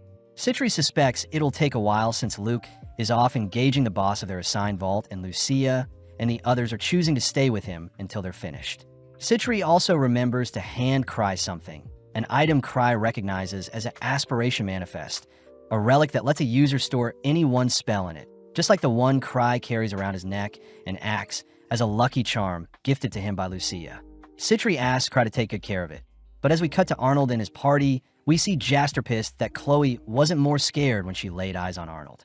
Ilaria manages to calm Jaster down, declaring that they'll work their way up to becoming the heroes in the capital as well, something that fires Arnold up as he squeezes the juice out of an apple. Back at the base, we see Sitri giving her all to massage Cry, something that annoys Eva, but as Sitri enjoys the moment, Cry says he still needs Lucia to recharge his relics. Sitri suddenly gets an idea, first wrapping up her massage session with Cry only to gather several hunters to start an impromptu lesson to help Cry out. Sitri declares that those who pass the class will be classified as a mage on par with Lucia, something that makes the hunters perk up, especially Chris Argent and Lapis Fulgur, members of the Starlight Party. Chris gets annoyed at Cry for zoning out, but Lapis calms Chris down, reminding her that Cry is Lucia's older brother and someone they should respect. Apparently, Starlight is a party composed of demi-humans called Noble Spirits, beings that have lived many years and are experts at magic. Lapis herself is level 6, whilst Chris is level 3, and their kind tends to look down on those that aren't great mages. Lapis asks if they can truly get as strong as Lucia, especially since Lucia is the most renowned mage in the capital. But Sitri doesn't lie, only uttering that their training involves things Lucia would do often. Marietta and Nori chooses to go first, starting off by charging one of Cry's relics, but it seems to be taking longer than usual. Sitri simply orders Marietta to continue until completion, and when Marietta is done, Sitri simply hands Marietta some more relics charge. Sitri explains that a mage's mana capacity normally stops growing around their teenage years, but as Marietta collapses from mana exhaustion, Sitri reveals that a mage's mana capacity actually increases slightly every time a mage exhausts their mana. Chris says it takes a decent amount of time for someone to recover from mana exhaustion, but Sitri takes out a unique liquid dripping it into Marietta's mouth, only for Marietta to strangely jump up. Citri adds that this was the method Lucia herself endured to improve as a mage. And seeing as Lapis and Chris are still hesitant, Citri points out how Starlight wants to recruit Lucia, but their members of Starlight aren't willing to endure as much as Lucia to grow. With Chris and Lapis refusing to be humiliated, they demand to start their training immediately, prompting Killiam to unveil a horde of relics for them to charge. Seeing Lapis and Chris training, the other mages begin charging the relics as well. But as we cut to later that night, we see Ark being offered a deal by a man, but Ark apologizes since he wants to stay by Cry's side. The man is amazed someone could be as powerful as Ark himself, someone who hails from the House of Rodan, but the man asks if Ark has met Earl Gladys yet. With Ark informing the man he hasn't, Ark suddenly turns to greet Lady Eclair Gladys. The next day, Cry and Citri visit Liz and Tino, but as Liz gets cleaned off, Citri begins inspecting Tino's body, amazed at how much Tino has grown. With Tino unable to move, Cry is forced to ask Citri to stop trying to take Tino for herself, prompting Tino to run off to fetch a towel for Liz. As Liz confidently strolls into the room nude, Tino is forced to help cover Liz up, all while Citri blocks Cry's eyes, only for Liz to ask why Cry is here. Cry says he wants to celebrate Liz and Citri's safe return, but before Liz can embrace Cry, Citri tackles Liz to keep her away from Cry. Tino gets excited since she gets to celebrate with them. But as we cut to later that evening, we see Arnold and his party strolling through town. Arnold demands they get some drinks, but at the same time we see Cry and the gang out celebrating, only for a drunken Liz to accuse Citri of spiking her drink. Citri simply feigns ignorance, even ignoring Liz when she accuses Citri of being the mastermind behind the revival of Akasha. But whilst Liz is distracted, Citri continues to spike Liz's drink. Having not seen anything, Cry accidentally passes Citri one of her spiked drinks, forcing her to drink. Instantly, Citri gets really drunk, accusing Cry of taking advantage of her since he hasn't paid back the 10 figures she lent him. But when Citri demands Cry pay her back with his body, Liz tackles Citri to the ground. Before the girls' fight gets too messy, a loud commotion can be heard in a different part of the room, caused by Arnold and his gang, who order everyone in the room to bow down to Arnold the level 7 hunter. Immediately, Liz and Citri get intrigued at Arnold's presence. And when Arnold demands some booze and women, Liz volunteers, slowly approaching Arnold with some booze in hand. Arnold says he isn't interested in a child, but Liz takes the chance to dump the booze over Arnold's head, only to smash the container on Arnold. With Liz also knocking out Arnold's gang, she manages to pin Arnold down with her feet, wondering if Arnold truly is a level 7. But before things can escalate further, Cry pulls Liz away, asking her to calm down. Flashing back 3 years, we see a younger Chloe taking the first step entrance exam, but Luke was far too strong for her. In the present, Chloe monitors other hunters as a receptionist for the Explorers Association, only for us to catch up with Cry, who feels bad, seeing as they should smooth things over with Arnold and his party. Eva suggests they get Gark to clear things up, but thinking of the lightning dragon Arnold slayed, Cry begins to crave dragon meat. Following Arnold and his party, they swear they'll make Liz pay, choosing to head to the association, but Chloe is surprised they aren't here to make a complaint. Arnold simply asks to know more about Liz, but Gark appears, gladly telling them about Liz and her behaviors. But Gark does spark the gang's interest when they hear Cry the level 8 hunter was in front of them. Gark says Cry won't attack them if they don't act up, and before Gark leaves, he relays Arnold a message from Cry regarding his hunger for Thunder Dragon meat. But this only pisses Arnold off more as he changes his target to Cry. Cutting to Cry, he shocks Eva when she hears Cry owes Citri over $10 billion. But Cry says Citri was reasonable enough to give him options to repay his debt. Citri says the first option would be for Cry to go to jail since he technically stole money from her. The second option is for Cry to marry Citri, that way their assets become unified, so technically he doesn't owe her anything. Cry wonders if he should just marry Citri, but Eva says Cry should be able to pay Citri back if he saves up money. But as Eva leaves, Cry thinks about what he should buy in the upcoming auction.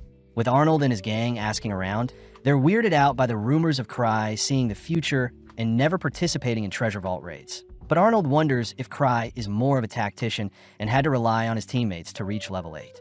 Arnold declares he'll squash Cry to prove to everyone he is the strongest. But as we catch up with Cry, he is seen admiring the beautiful sky from his balcony.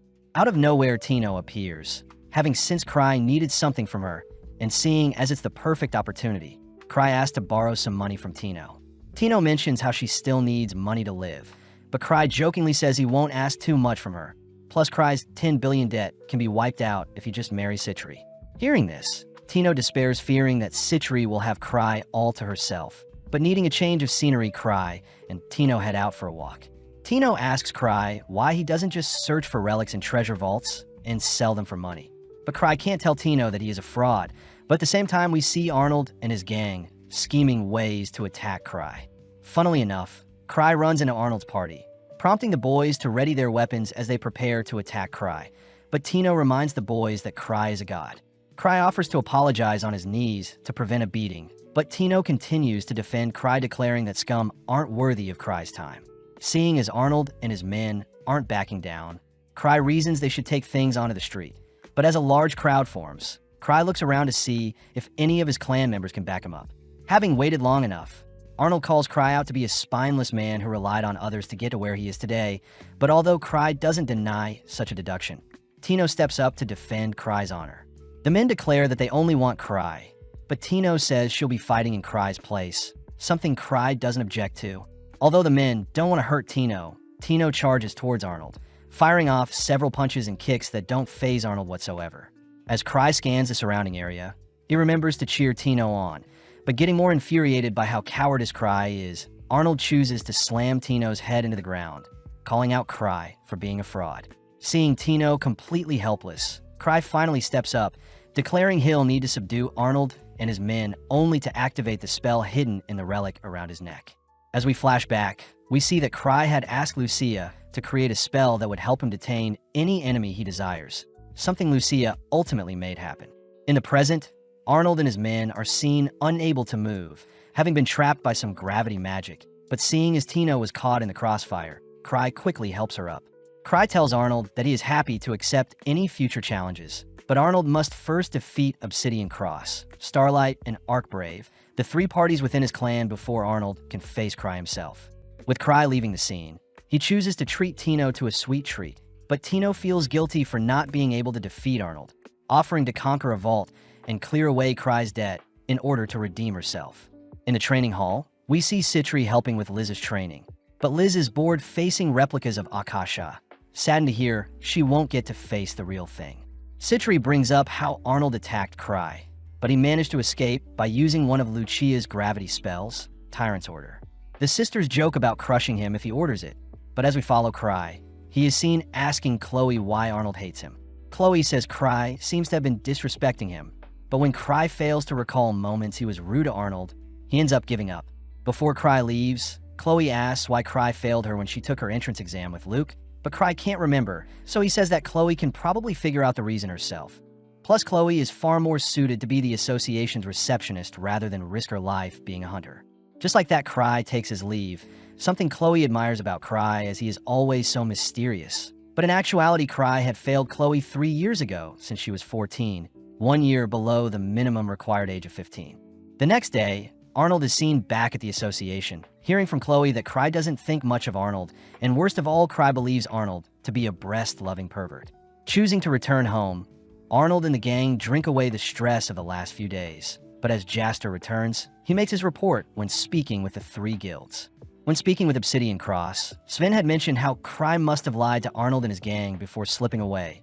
When Jaster spoke with Starlight, Chris and Lapis revealed that they have no interest in fighting Arnold and his party. Lastly, when Jaster spoke with Arcbrave, Isabella Melns and Yushiraji mocks Arnold and his party for believing Cry's lies, pissing Arnold off. A reasons they should leave Cry be for now, especially since the auction is coming up and they can finally sell their extremely rare relic that couldn't be appraised in the Land of Fog. Following Cry, he has Mathis appraising another of his relics, but Mathis cries that such a relic can't be appraised as it seems to be from an advanced civilization. Mathis says he'll complete his appraisal after he finishes up preparations for the auction, but Cry asks if he can inspect the items being sold at the auction, all whilst Tino chats with Mathis. Seeing Tino so sweet, Mathis is reminded of his own granddaughter, asking Tino to take it easy and look after herself from time to time. Tino is grateful for the advice, but when she thinks about Cry's crippling debt, she begins to despair. In the storage room, Cry sifts through various relics, only to see a strange-looking mask, wondering if it is a type of reversible mask. Apparently, Cry's previous mask was broken by Liz, Such a shame, since Cry would be able to don the mask and walk around as he pleases without being bothered. Yearning to get his carefree life back, Cry asks who the owner of the mask is, wanting to purchase it before the auction. Out in a park, Tino enjoys a crepe only to ask what Cry plans to do to pay Citri back, but Cry wonders if the mask he'll purchase can disguise him whilst he steals things to help pay back his debt. Cry feels bad hearing that Citri is running low on funds herself, plus most of the experiments she conducts cost a decent amount of money. So as our duo stroll through town later that evening, Cry racks his brain for other ways to get money. Out of nowhere, Cry spots a carriage belonging to the house of the Earl of Gladys, an aristocrat that famously hates hunters. Eclair is seen thanking Ark as he gave up his time to spend with her.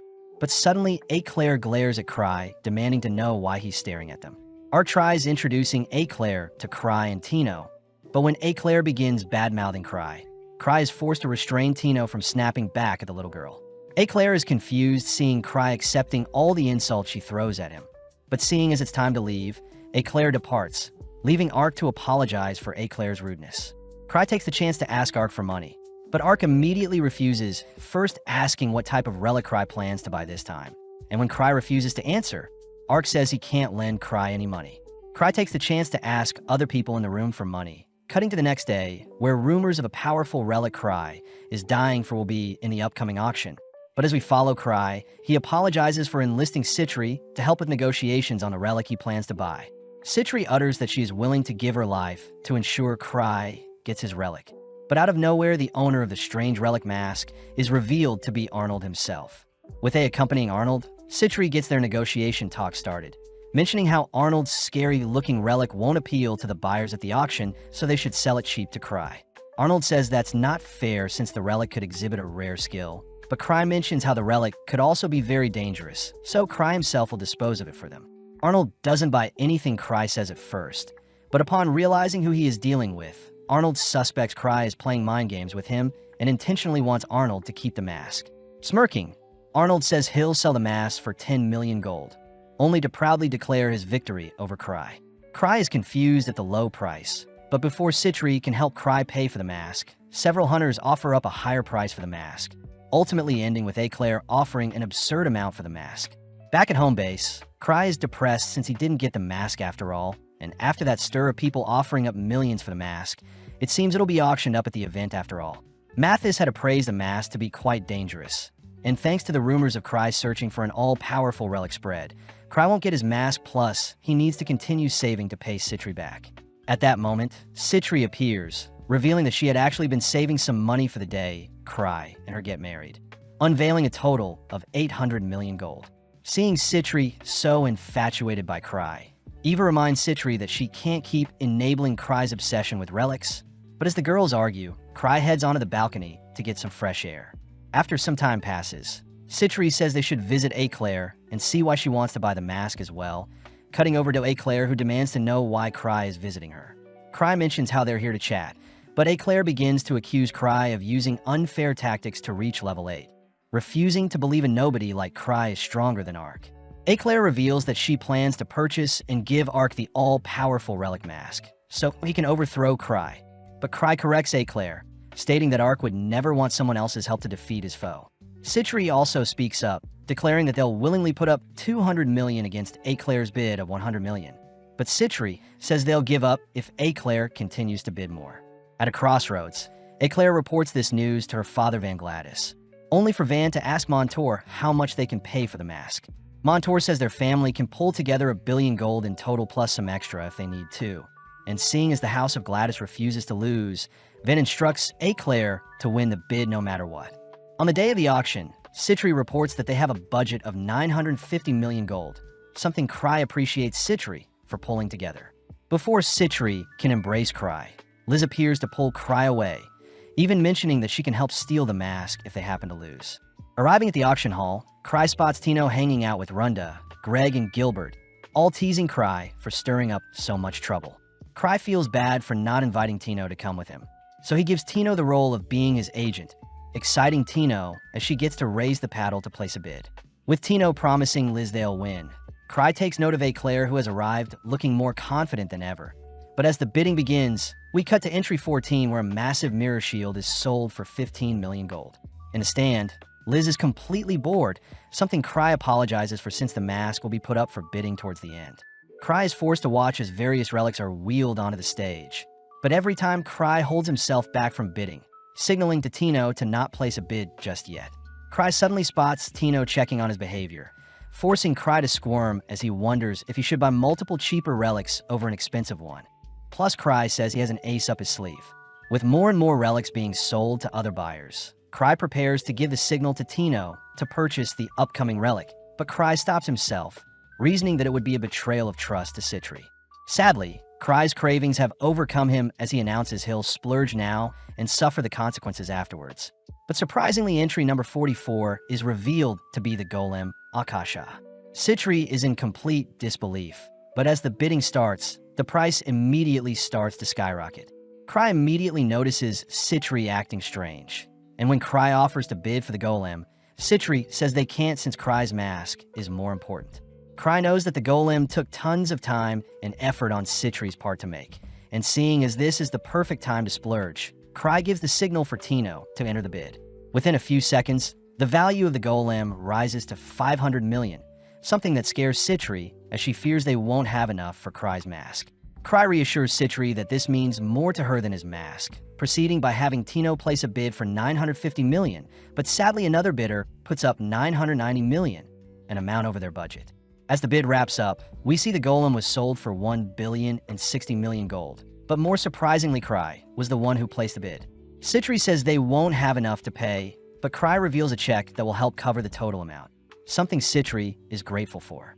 Cry reveals that he stole half of Lucia's savings to come up with that check, but out of nowhere, Greg was revealed to have placed the bids for Tino. Outside, the gang learned that their billion-dollar bid broke a record, and since Tino didn't know how to bid, Greg offered to bid in her place. A perfect scenario for Cry. Cry says Greg surely won't hound money from him nor Citri, so Cry takes the chance to leave. In the auction hall, we see things heating up as Eclair prepares to bid her heart out for the mask. But outside, Cry realizes his mistake as he still needs to get the mask somehow. Luckily, earlier in the day, Cry had visited Ark, instructing him to get the mask relic from Eclair as it's quite dangerous. Although Ark's party is skeptical at Cry's warning, Ark asks what he'll need to deal with the relic, but Cry says Ark won't need any weapons and he'll need to hurry since Cry will be sad if Ark fails. Having returned to home base, Cry says he plans on having Ark retrieve the mask for him, where he'll be able to purchase it off Ark for a discounted price. Following Eclair, we see her depressed, having easily won the bidding for the mask, but Van tells Eclair that Cry had left the auction already, suspecting that he let Eclair win on purpose. In her room, Eclair begins to cry, blaming herself for losing to Cry, plus she can't give such a hideous mask to Arkansas. When Eclair cries to be stronger, a voice from the mask can suddenly be heard, beckoning Eclair to put it on. When Eclair refuses, the mask begins listing things it can give to Eclair to make her stronger, forcibly diving towards Eclair. Downstairs, we see Ark has arrived, hearing from Van that Eclair had shut herself in her room, embarrassed by what happened at the auction house. Before Ark can wonder what Cry was thinking of sending him here, a sudden noise upstairs forces Ark and his party to rush to Eclair's location, but out of nowhere they spot Eclair beating up her knights, revealed to have equipped the mask. Eclair is seen screaming that she has become stronger, but unable to bear Eclair's torment. Ark chooses to approach Eclair only to call out her name. Snapping out of her frenzy, Eclair says she wanted to give Ark the mask she bought for him, but before she can remove it, she becomes enraged seeing as Ark is carrying around a sword. Leaping back, Ark realizes Cry was right about not needing to bring any weapons, and seeing as they'll need to subdue Eclair, Ark orders for his party to assist him. With Eclair equipping a sword of her own, she screams that she isn't weak only to clash blades with Ark. Elsewhere, we follow Arnold and his gang all celebrating a win, since they managed to cash in the mask for 200 million gold. When they return to their home, they notice Liz and Citri waiting for them, demanding that Arnold fork over some of the cash, as it was thanks to Cry that they made so much. Liz reveals that earlier whilst they were celebrating and drinking, Citri had poisoned their drinks, and now the girls are willing to sell the antidote to them for only 110 million gold, an offer Arnold can't refuse. With Ark returning to report to Cry, he is surprised to see Cry has thrown a party to apologize to Ark, but Ark mistakes the apology for Cry, giving him so little information on the mask. When Ark hands Cry the mask, Cry hurriedly places it on, but before Eclair herself can thank Cry for sending Arc to save her, the cursed mask latches onto Cry's face. Funnily enough, the mask evaluates Cry's stats to be too low for it, immediately disengaging and falling off Cry's face. The series ends with the gang all gathering for a celebration, seeing as Cry had finally obtained the mask he wanted, and with Luke, Ansem, and Lucia still stuck on conquering the Night Palace. We cut to several days later, where Eva asks Cry to give his report on the 7th member of the Grievers, Eliza Beck, a level 6 hunter with the role of a thief from the Desert Nobles. Flashing back, we see a younger Tino dressing up only to head into town to run some errands. But her aunt warns the 11-year-old Tino to head home immediately after her shopping and not wander around too much.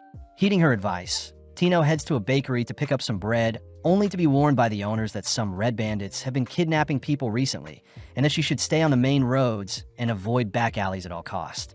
With Tino wrapping up her shopping, she realizes she had missed an ingredient, but before she can head back to the shop, she bumps into a crook. Frightened by the man's scary demeanor, Tino tries to flee, but a second man blocks her escape. Immediately, the men demand Tino cough up some cash before the Knight's order arrives. But Tino refuses as she flees the scene. Sadly, the men are simply toying with Tino as they let her tire herself out only to confront her once more. Despairing, Tino is asked to drink a strange potion, but suddenly Cry's voice can be heard, something that frightens the men. To make things worse, the remainder of the Grievers make themselves known. But this only pisses off the men who recognize the kids as the newcomers in town. When one of the men try to attack, Luke and Liz blow them back, and seeing as they're outnumbered, the men agree to flee, allowing Cry to introduce himself to Tino, a pivotal moment that changed Tino's life forever. In the present, Tino is seen recounting her past to Eva and Cry. But funnily enough, Cry didn't mean to save Tino that day, as he was simply lost and bumped into her. After the Grievers had rescued Tino, they had promised to retrieve Tino's lost pin, and not too long after, Cry and his party had introduced themselves to Gark. When the gang reported the thugs to Gark, Gark wanted to know more details on the two men, but sadly the Grievers' masks prevented them from properly profiling the two men. Surprised, Gark says he can't deal with any issues at the moment, seeing as the Knight's order needs them at the moment. But Cry does get permission to pursue these men if they cause any more trouble. As Cry and the others leave, Gark is impressed Cry knew the men were hunters, but creepily the number of hunters kidnapping kids have increased over the years. Cutting over to the two men, they're seen pissed off that their prey had fled, and it seems the organization they work for will dispose of them if they don't hit their quota. Coming up with an idea, the men declare that they'll recruit the Grievers to help with their evil deeds, and within a few days the men had offered Cry a position in their organization. The men had promised Cry a comfortable life in the capital if he came with them, but Cry didn't know what they were referring to, so he simply played along and agreed to follow them. With the men guiding our gang, they eventually reach a heavily guarded steel door, and upon passing through, Cry is asked to have a seat whilst waiting for the boss to appear. In the meantime, Cry is informed that the two men were the people who tried kidnapping Tino, exciting the gang as they can abolish the evil residing in the capital now that they're in the organization's hideout. Out of nowhere, a fancy-looking man introduces himself as the boss, and getting down to business, the boss asks the Grievers to work solely for their organization. Seeing the boss and his underlings' despicable faces, Cry asks if he could have time to think things over, but the boss asks the gang to check out their merchandise. Brought deeper into their hideout, the gang are suddenly surrounded by a swarm of hunters, and to make things worse, the boss shows off several locked-up kids they've kidnapped, announcing that they'll grow their criminal empire to surpass the Snake and Fox organizations, words that make Cry quiver. With the boss demanding Cry join them, Cry hesitates, but the boss's henchman immediately fires off a warning shot that knocks down Luke. Disgusted, Cry refuses the offer, a signal that leads Luke to spring back up and slice off the boss and his henchman's arms before they can react. It's revealed that Luke's mask had protected the bullet from piercing his head, and with everyone now agitated, we see the Grievers begin their brawl with the hunters. Whilst Cry and Ansem help to free the kids, we see the others decimating the evil doers, and coincidentally Cry stumbles on Tino's pin. After a few days, the entire capital learns of the Grievers wiping out the criminal organization, and apparently even Gark and the Knight's Order couldn't hunt down the organization, something that has caused Gark to summon the gang for a word. Although nervous, Cry says he'll beg for forgiveness if they've caused an issue for Gark, but suddenly the gang bump into Tino, who has also been summoned. Seeing as it's the perfect time, Cry hands Tino her pin, a sentiment that makes Tino cry as she had asked for a photo to commemorate their heroic deed. In the present, Tino and Cry enjoy the sunset, only for Tino to remind Cry that it's been 5 years since they first met. Tino declares she'll make Cry proud and join the grievers one day. But this makes Cry wonder if they should revisit the Aline Pillar's ruins in hopes of finding some more relics. Moving forward some time, we follow Tino meeting up with Cry and Citri at the Aline Pillar's ruins, but immediately Cry notices a hole in the ground that wasn't here before. Cry wonders if this anomaly could lead to the discovery of more relics. But Citri says she can't detect any mana disturbances, so such an outcome is unlikely. Cry feels bad for dragging Citri out here, but Citri says she was happy to come as the rabbits, and sand could have given Cry some trouble. And interestingly, Tino is dead set on exploring the new hole in the ground in search for new relics. As Tino heroically descends the ruins, Citri whispers to Cry that the hole has actually been dug by the Akash Golem, as the hole used to belong to an old Noctis base. A location, Citri says, is disguised as a sand rabbit nest. Heading toward a crack in the ruins, Citri prepares to lead the way, but suddenly a strange man can be heard tunneling out from the crack, and as the man excitedly announces an amazing discovery regarding the sand rabbits, it introduces itself as Aleko, the sand rabbit researcher. Aleko cries that their research is meant to be secretive, but he is willing to divulge some of the things he found. And as we switch to Tino, we see her excitedly digging through some sand in hopes of finding a relic to make Cry happy, but she fails to notice a red beam of light spying on her. Having ventured underground, Aleko shows off a disheveled-looking lab he believes was constructed by the sand rabbits. Plus, Aleko believes the hole dug in the ruins was done by the king of Rabbit's Arena, Rex. Cry can't help but be bored listening to Aleko's mindless ramblings. And to make things worse, Aleko offers to cook the gang a rabbit meal. But this makes Citri to ask Aleko to show them some proof. Back on the surface, Aleko prepares to harvest a sand rabbit he has caught. But suddenly Tino can be heard crying for help, all whilst a massive sand rabbit chases after her. Ecstatic, Aleko dons his gear ready to hunt down the massive rabbit, but Tino believes she is being tested once more by Cry. Back at headquarters, Eva tells Cry that the members of the House of Gladys have sent him a thank you letter for getting rid of the evil mask. As for any other letters, Cry says just mail back any asking him to fulfill some job request. Eva takes note of the small dolls Cry is playing with, and with Cry obsessed with the new relic Tino found recently, he announces that Mathis calls it the Mirage Form Relic. Cry says he can create any illusions within 240 meters of himself, and to demonstrate, Cry conjures up Eva's floating head to frighten her. Elsewhere, we follow Liz interrogating some people only to report to Citri that she has yet to learn anything even after using the colored water Citri provided her. A shame, since the red hunters they captured are being used as pawns and nothing else. Citri says they should return to cleaning up any remnants of the Akashic Tower, but the girls note how Greg has been getting paranoid as of lately, as several nobles have taken an interest in him. Citri says she can't use any of the hunters for her experiments as she needed mages, and when Liz offers to dispose of them, the captured hunters begin to shake, leading Citri to offer them a role to work for her. That night, Cry apologizes for having Tino run from the massive sand rabbit the other day. Plus, Cry wants to make things right by giving Tino a relic. With Citri and Liz joining the conversation, the girls tell Cry to give Tino a relic that makes her stronger, and before Tino can refuse, Liz reminds Tino that she was pathetic when she ran away from the massive rabbit. Cry announces that he has the perfect relic only to whip out the cursed mask he acquired. And with Tino quivering at the thought of what the mask may do to her, we see Liz stopping Tino from fleeing only for the mask to lock onto Tino. With a push from the sisters, we see the cursed mask latching onto Tino, only for Tino to suddenly freeze up. In the blink of an eye, Tino dashes to pick up Cry only to cry out that she is sick and tired of Liz and Citri always hogging her master. But such words only fire up the sisters.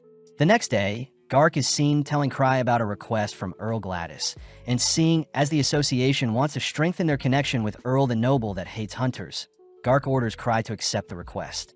Cry tries pushing the responsibilities onto Ark, but Karina reminds Cry that he'll be expelled if he doesn't accept a job after 3 terms, leading Gark to roar that Cry has gone 2 terms without accepting a job, and in 3 months his 3rd term will be up. Gark commends Cry for always giving others his credit, but Cry knows he hasn't really done anything these past months. But Cry does agree to visit the Gladys domain up north with Chloe only after he finishes his preparations. Heading through town, Cry racks his brain for a way to avoid the job request, But suddenly he bumps into a blue-haired boy and blonde girl that seem to be acquainted with Cry, but he can't seem to remember them. Sitting down for some tea, the boy immediately asks Cry to withdraw from his upcoming job request, only to reveal that they were meant to originally deal with the Akashic Towers. Funnily enough, Cry has no idea what is happening, but he does hear the boy's nickname is Artie and the girl's name is Mary. Artie mentions how Gark may be looking for a predecessor, and whilst Cry enjoys his tea and cake, he ultimately agrees to leave the remnants of the Akashic Towers to Artie and Mary. But suddenly Arnold and his party confront Cry, still pissed at what Liz and Citri did to them. The men prepare to fight Cry, but suddenly Archie and Mary offer to fight in place of Cry, only to reveal themselves to be Art Baron Henning and Mary Auden, members of the Hidden Curse clan, a clan that houses the strongest mage in the capital Abyssal Inferno. With Cry asking to use the bathroom, he is seen sneaking out a nearby window, as he wants no part in the brawl that may start with the others. And creepily, he dons an oversized disguise using his Mirage artifact as he rushes home. At his office, Eva cries that Cry has been invited to the gathering of White Blades by the Emperor that takes place 3 weeks from now.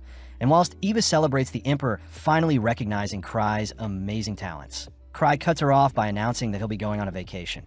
Meeting up with Citri and Liz, Cry invites the girls to go on a vacation with him to Night Palace in hopes of meeting up with Luke and the others. Plus, he plans on making the vacation 3 weeks long in hopes of skipping out on the Emperor's gathering. Cry reassures the girls that Hidden Curse will be dealing with the Akashic Towers remnants whilst they're gone, and with Citri allowed to bring Killium and drink. We see Liz asking other clan members to join them on a vacation, only for everyone to make up excuses to avoid traveling with Cry and the sisters. That evening, Liz is seen checking up on Tino, who has locked herself away after she tried fighting Liz and Citri. But having had enough of Tino's apologies, Liz declares they'll be going on a vacation and that Tino has 5 minutes to get ready.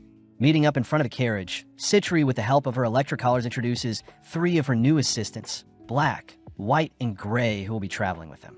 Right on cue, Liz is seen dragging Tino along with her, and as the gang depart on horse carriage via the northern gate, we see Arnold and Gark being informed of Cry leaving the capital, and this forces both parties to make preparations to chase after Cry. With Chloe assigned to chase after Cry, she is seen bumping into Arnold, who has the same goals as her. But back at the capital, it is announced that Hidden Curse will be waging war on the Akashic Towers whilst Cry is gone. Having taken a pit stop, we see Liz and Tino training their sprints, but suddenly Liz calls for Citri to hand her the lightning potion.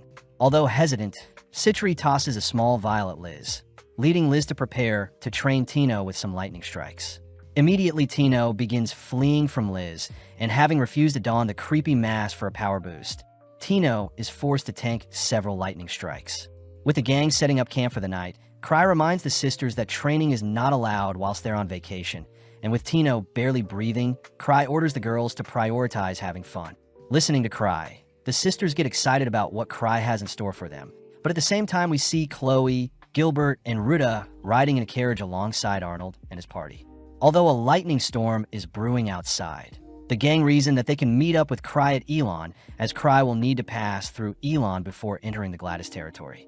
Switching over to Cry, it seems his party has arrived at the town of Elon, where Cry has a base. Plus, it seems only Cry, Tino, and the sisters will be staying in the house whilst the others stay elsewhere. Immediately, Liz begins snooping around for things to do. And interestingly, Liz stumbles upon Citri's stash of experiments along with items used to seduce people. Seeing Tino scared, Cry reassures her that there will be no training whilst they're on vacation. But suddenly, a bolt of lightning strikes the town. With Cry unbothered by the phenomena, Citri secretly wonders if her lightning potion may have been too potent. But switching over to Chloe, we see her and the gang finally arriving at Elon Town as well. Freakishly, a guard alerts the party to flee the area, only to point to a lightning spirit that has appeared above the town. A fears that the spirit may be stronger than the Thunder Dragon Arnold took down in the past. And seeing as hunters they must protect the weak, Arnold orders everyone to brace themselves to fight the spirit. At the same time, Cry takes a soothing bath, and occasionally Liz would show off some bold fits Citri had been preparing. As for Arnold, he is forced to slurp down some potions to help with his combat, but even still the lightning spirit is too far away for the hunters to reach. Refusing to give in, Arnold is forced to ride his stallion into the air, and with a torrential swing, Arnold manages to cleanse the city of the spirit. In the aftermath, Cry and the girls are surprised to learn a lightning spirit attacked the town last night, and it seems the heroes that saved the town are resting nearby. Cutting over to Arnold, he is pissed that Cry has yet to show himself, and to make things worse, it seemed they barely missed Cry as Cry's gang just left Elon Town. On the road, Liz and Citri are seen arguing over who gets to sit next to Cry, and seeing as Liz isn't budging, Citri offers to use her dangerous factor vial and conjure up a monster for Liz to snuggle with. Intervening, Cry grabs and tosses the vial outside, only to remind the sisters to play nice, especially since they'll be reaching the town of Gula soon, where there will be famous chocolate parfait treats for them. Tino refuses to believe Cry's words, as she wonders what trials are in store for them. After the dangerous factor vial, it seems to have spilled out onto the floor, and strangely, there seems to be an army of orcs planning something. Arriving at Gula, we notice an army of hunters gathering, and with Citri donning a cute expression, she learns that an army of orcs have gathered near the mountains of their town. With Liz joining in to help extract more information, Tino stresses that the chocolate Cry was talking about before was code words for orcs, and to make things worse, Cry asks if Tino wants to buy some chocolate parfaits with him tomorrow. Seeing as the sisters won't allow Tino to refuse an invitation from Cry, we cut to later that night where Black, White, and Gray are camping alongside Killiam and Drink. The three hunters are annoyed they can't escape due to their collars, but out of nowhere, Killiam and Drink glare at the nearby mountains, and in the blink of an eye, they dart off into the night. Following the orcs, they're suddenly seen being attacked by Drink and Killiam, and seeing as the two monsters before them are too strong, the orc leader orders for retreat. Following Cry, it seems he has another home base in the town, and whilst Liz snoops through Citri's belongings, Tino despairs at the thought of having to fight some orcs tomorrow. Back with Arnold and the others, it seems they've stumbled onto the vial Cry tossed out his carriage, but right on cue, we see the horde of orcs Killiam and Drink scared away appear before the gang. Freezing for a second, the orc's eyes turn a deep red, having been affected by the dangerous factor vial, leading the orc leader to let out a horrifying roar. Immediately, Arnold and the gang are forced to brawl against the swarm of enraged orcs. But switching over to Cry, we see him leisurely enjoy some ice cream, only to head off to lay in bed. Creepily, a painting of Satiri watches Cry from above, and when Liz asks Cry if they can share a bed tonight, we see Citri pop out of her own, painting only to prevent Liz from making any moves on Cry. Deep in battle, Arnold and the gang are seen being overwhelmed, but out of nowhere, various sparks light up the orcs and the battlefield, revealed to be a fire spirit that is gathered before the gang. The next day, we see Cry and Tino at a restaurant preparing to order some chocolate parfait, but Tino fears that the people around her are secretly orcs in disguise. Seeing Tino stressed, Cry reassures Tino that nothing bad will happen to her, but Tino cries that she can't enjoy herself as she doesn't want to undertake another one of Cry's trials. At that moment, some other customers mention how the nearby orcs have been mysteriously vanquished, news that excites Tino as she can finally relax. But later that day, we see the town celebrating and thanking Arnold and the gang for saving the town. With neither Arnold nor Chloe knowing what is happening, we follow Cry and the girls walking past the crowd, and upon seeing Arnold being celebrated as the town's hero, the gang couldn't help but thank Arnold before they leave.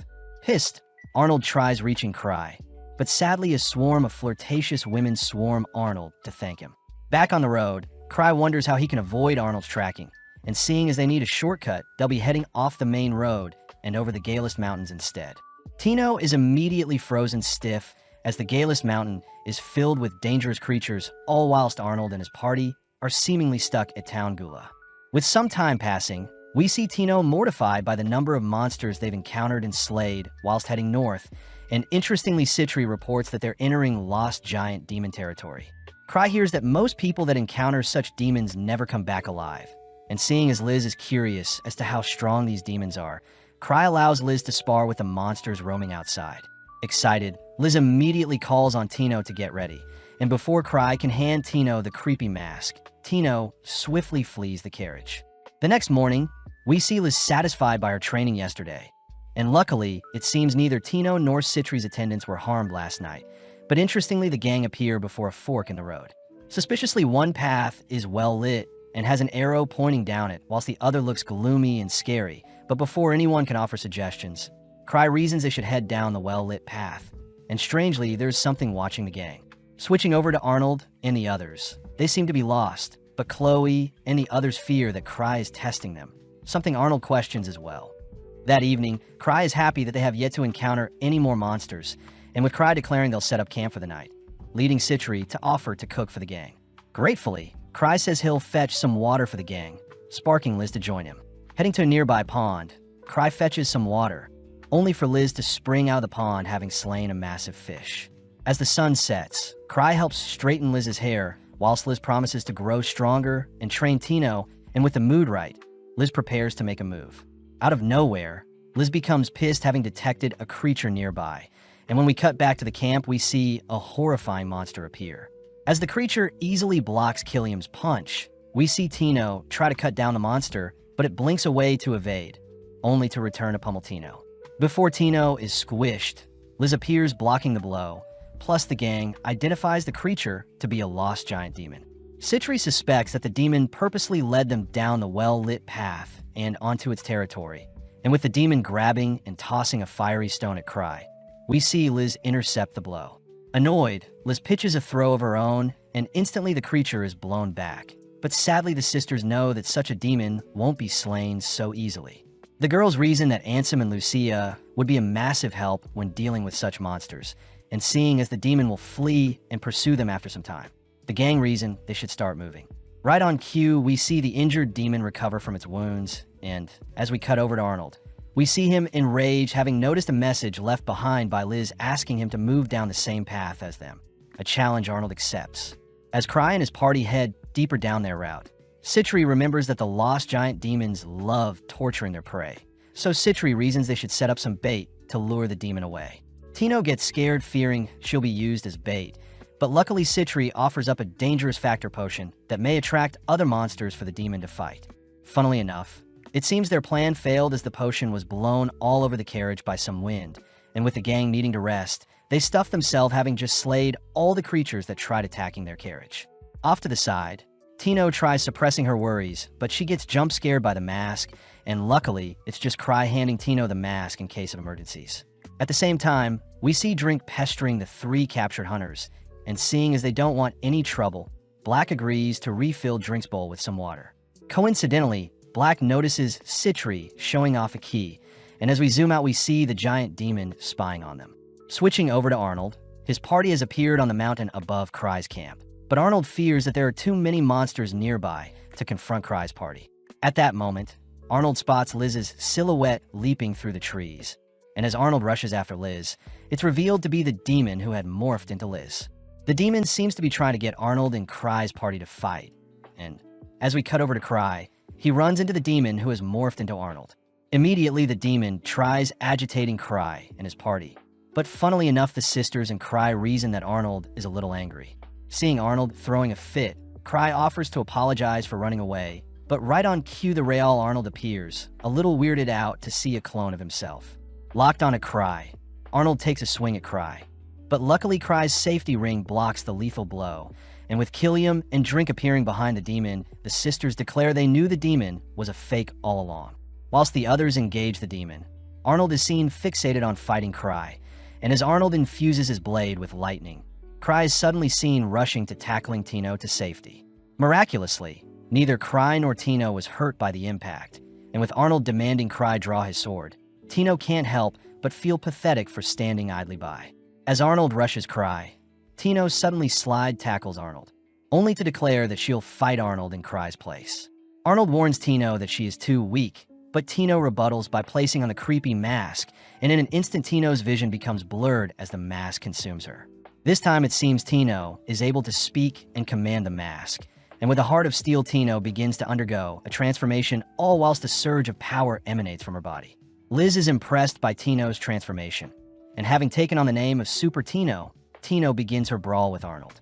Moving forward in time, we see Tino awaken on Cry's lap, and sadly it seems Arnold was still able to defeat Tino while she had the mask, but it seems Arnold and the others were left in charge of the regenerating demon, whilst Cry and the sisters fled the scene. Tino is embarrassed as she lost after undergoing such a powerful transformation, but Cry reassures Tino that losing is a part of growing, words that make Tino promise to grow stronger. Tino finally builds up the courage to ask if she can join the grieving souls in the future, and with Cry and the sisters satisfied by Tino's conviction, Tino asks if Cry has ever lost a battle before, but Cry confidently says he hasn't. Back with Chloe and the others, they've managed to finish off the demon, but Chloe can't help but be amazed by Cry's trials as they are pushing Arnold and the others to become stronger. A is annoyed they've lost sight of Cry, but Chloe declares she knows where they may find them. Cutting to a few hours later where Arnold and the gang are standing before Night Palace. Chloe says Night Palace is a level 8 vault the Grieving Souls has been trying to tackle, and with Arnold dead set on teaching Cry a lesson. The gang choose to enter the vault, but it's revealed that Cry and his party had actually changed routes and headed towards a hot spring instead. In the town of Souls, we follow Tino admiring Citri's figure, and with everyone focused on washing away their sorrows in the hot spring, we switch to Cry rejoicing. Cry can't help but admire the hot spring, whilst his hounding chain roams freely, and there seems to be a lack of customers at the hot spring due to a bandit gang terrorizing the nearby Gladys territory. At that moment, Cry hears someone humming nearby, and upon heading outside, Cry notices a creature bathing in the hot spring. Cry remembers Liz asking if he would hunt down a hot spring dragon with him, but having refused the offer prior, Cry now reasons that the being before him is simply someone's pet. Staying calm and marching towards the same bath, Cry nonchalantly enters the waters whilst the creature glares at him. But suddenly the dragon attacks Cry. Cutting over to Tino, she is seen washing her hair when Citri offers to scrub her down. But before Citri can do anything weird, the girls suddenly detect a dragon nearby. And it seems Cry had survived the attack thanks to his safety rings. As Cry tries calming the dragon down, he suddenly notices Tino and Citri appear, and seeing as this is a perfect test, Citri orders Tino to slay the dragon. Instantly, the dragon unleashes a water beam that disperses the girls, and although Tino is a little embarrassed, she chooses to steal her resolve as she rushes the creature. But suddenly her towel wrapped around her gets undone. Within a few minutes, the girls manage to knock out the dragon, but Liz can't help but tease Tino for having such a hard time against a baby dragon. But since Tino did knock down a hot spring dragon, it would technically mean Tino has the title of Dragon Slayer now. Whilst the gang discuss if they should butcher and eat the dragon can't help but sweat profusely, and as an act of desperation it clings to Cry, all whilst Gray spies on the gang.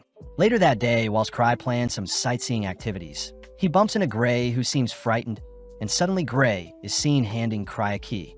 It's revealed that Gray alongside Black and White had managed to steal the key to their collars, and whilst Black and White fled to the Gladys territory, Gray himself stayed behind.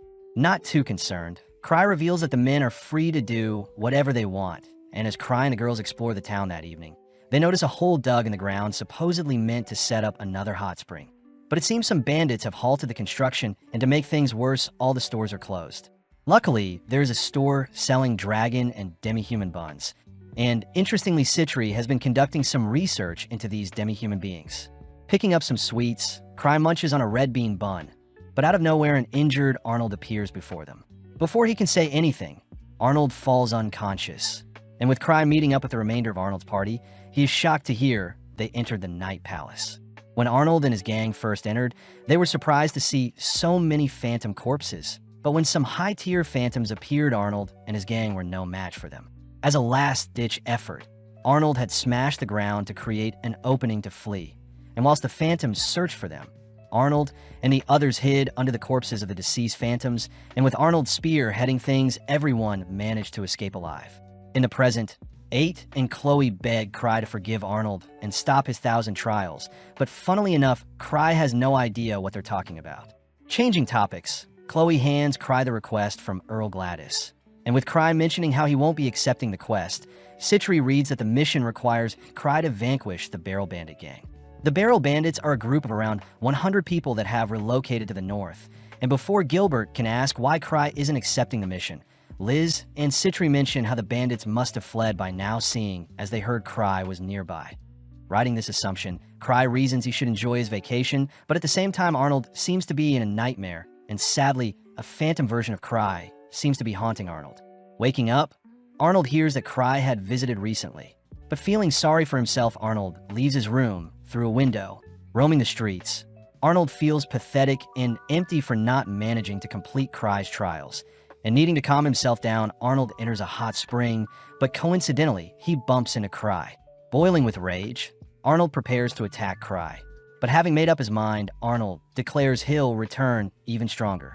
That night, Arnold is seen ordering his party to make preparations to leave tomorrow, but at the same time, Cry passes by the massive hole whilst returning to his room. Out of nowhere, a bright glow can be seen, and with several strands of hair making way for a mysterious creature to appear, it suddenly appears before Cry. Not wanting any trouble, Cry says he is sleepy and tries fleeing the scene, but suddenly the creature wraps Cry in its hair only to disappear back into the hole. The next day, Tino is seen asking the sisters where Cry is, and whilst the sisters play some table tennis, they remind Tino that Cry is the strongest for a reason. At that moment, Liz is seen smacking the ping pong ball as Strange Girl, all whilst Chloe and the others wish Arnold well, as it seems they'll return a challenge Cry once they're stronger. With Arnold turning to leave, a strange man suddenly attacks Arnold. As for the Strange Girl, it seems she was easily able to block the ping pong ball. Recognizing the movements, the girls identify the girl to be a ninja, and with the girl unveiling its true form, she demands to know where Cry is. Refusing to answer, the girls ready themselves as the ninja duplicates itself, and right on cue Killiam and Drink appear as reinforcements. Sadly, once the ninja mentions how they've taken hostages, both Citri and Liz instantly surrender as they know Cry would have done the same thing.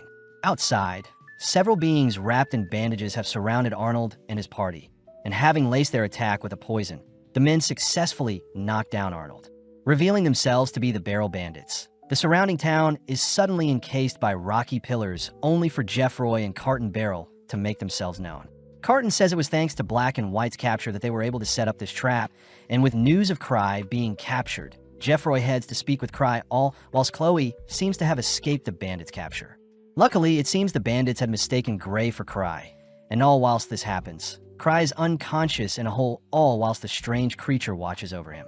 Back at the bathhouse, we see the Barrel Bandit gang have gathered all the workers along with Cry's party and Arnold's gang, and sadly the sisters can't do anything since they're hostages. The others do stress that Cry and Chloe have gone missing, and seeing as Arnold has been poisoned, Steery can only strike his pressure points to help his body process the poison. Switching over to Cry, he is seen waking up in a cage, and upon seeing the demi-human that captured him, he quickly searches for a way to flee. Having found his Mirage form bracelet, Cry is seen taking on the appearance of the demi-humans around him, and when he tries asking them where they're taking him, it seems Ryu, the female demi-human, refuses to explain anything. Passing deeper into the cave, the gang enter into an ecosystem filled with lava, and as Ryu dons a throne, we see Cry suddenly tasked with dueling one of her guards. Luckily, Cry's safety rings block a lethal strike, and when Cry unveils his amulet, he manages to freeze the attacking monster before him thanks to Chris loading an offensive ice spell in the amulet. Sadly, Ryu simply orders her other guards to attack Cry, and having remembered Citri giving him a ring prior, Cry lets loose the spell inside the ring. Surprisingly, a thick smoke appears, and strangely the demi-humans afflicted by the smoke grow in size, an outcome no one expected. Back with Liz, she demands to be entertained, but upon hearing that the Barrel Bandits will begin executing hostages every 10 minutes until Cry shows himself, Liz simply breaks free from her restraints only to announce that she'll be cooling off in the hot spring. Before Liz can be stopped, a swarm of demi-humans emerge from the ground, and with the monsters attacking everyone they see, Citri uses the chance to heal Arnold only to task Arnold's party with freeing the hostages, whilst her party deals with the leader. Just like that, Arnold and his gang suit up, but outside we see the Barrel Bandits overwhelmed by the appearance of the demi-humans, and to make things worse, Ryu and Cry appear, something that catches everyone's attention. Off to the side, the girls notice Cry next to Ryu, and with Citri able to understand what Ryu is saying, it seems Ryu has deemed Cry their king and are no longer afraid of hiding from a god. Whilst Ryu continues to glaze Cry, Citri can't help but glare at her, and at the same time Cry asks what Ryu is planning. Taking the lead, Liz calls out to Cry, but before Cry can explain what is happening, Citri recognizes the markings on Ryu's head to belong to a princess. Seeing Citri getting angry, Cry tries explaining things, but Citri believes Cry is betraying them and tossing them aside. Reaching her breaking point, Citri cries that Cry still owes her money, plus, if Cry wanted to be a king, he could have simply asked her, but right on cue Cry's disguise fails as his mana has been depleted. Pissed, Ryu kicks Cry aside, and with Citri forgiving Cry for leaving them, Ryu cries out to her cave people to begin rampaging as their king has disappeared. With such an order, the surrounding demi-humans begin to roar, but before the Barrel Bandits and Arnold's party can be overwhelmed, a massive tremble can be heard from the nearby volcano. With a blast of steam surging from the volcano, a massive dragon rears its head, a presence that prompts Ryu to leap towards Cry only to begin begging them to help. Citri realizes that the dragon must be the malevolent god Ryu, and her cave people are afraid of, and without warning the dragon, unleashes a horrifying steam breath. Cutting over to Chloe, we see her attempting to escape the village undetected. But having run out of energy, she is seen calling for help only to faint. Back in town, it seems the dragon's breath has leveled the area where Cry and the sisters stood, and surprisingly Ryu is fine as well. When Cry asks Ryu to leave the area, she can't help but cling to Cry. As for her people, it seems the other demi-humans refuse to remain on the surface as they flee back underground. With the dragon charging up another breath, Ryu is seen clinging to Cry once more, but Liz suddenly spots something as she teleports towards the dragon. Surprisingly, Liz notices the smaller dragon they met prior calming down the massive dragon, and even convinces it to leave the scene. With everything ending well, Cry is praised for coming up with such a brilliant plan to track down the Barrel Bandit gang. But out of nowhere, Tino transforms into a frog, and strangely most of the Barrel Bandit members transform as well. Right on cue, a massive man smashes a hole through the pillars surrounding the town, and having appeared beside Jeffroy and Carton, Ansem, Luke and Lucia make themselves known, with Lucia using up a decent chunk of her mana to transform the bandits into frogs. Luke takes over and approaches the Barrel Bandits leaders for a chat, but this only excites Jeffroy and Carton, as they can now capture all the Grievers at once. Before Luke can say anything else, a swing from his wooden sword severs the enemy's arms, and when Cry meets up with everyone, he asks Ansem to heal anyone that has been injured. With Arnold arriving as well, it seems his party has all been turned into frogs, and when Cry asks Lucia to turn everyone back, Lucia cries that she wants to be praised as she managed to create a spell to turn people into frogs like Cry asked. As for turning everyone back, Lucia says Cry needs to slay the frogs, and with the snap of her fingers, Tino's frog body becomes consumed in flames only for Tino to revert back to her human form. Seeing Tino taking the chance to cling on to Cry, Liz and Citri glare at Tino, and with Arnold's members being reverted, we see the Barrel Bandits rounded up and sent away.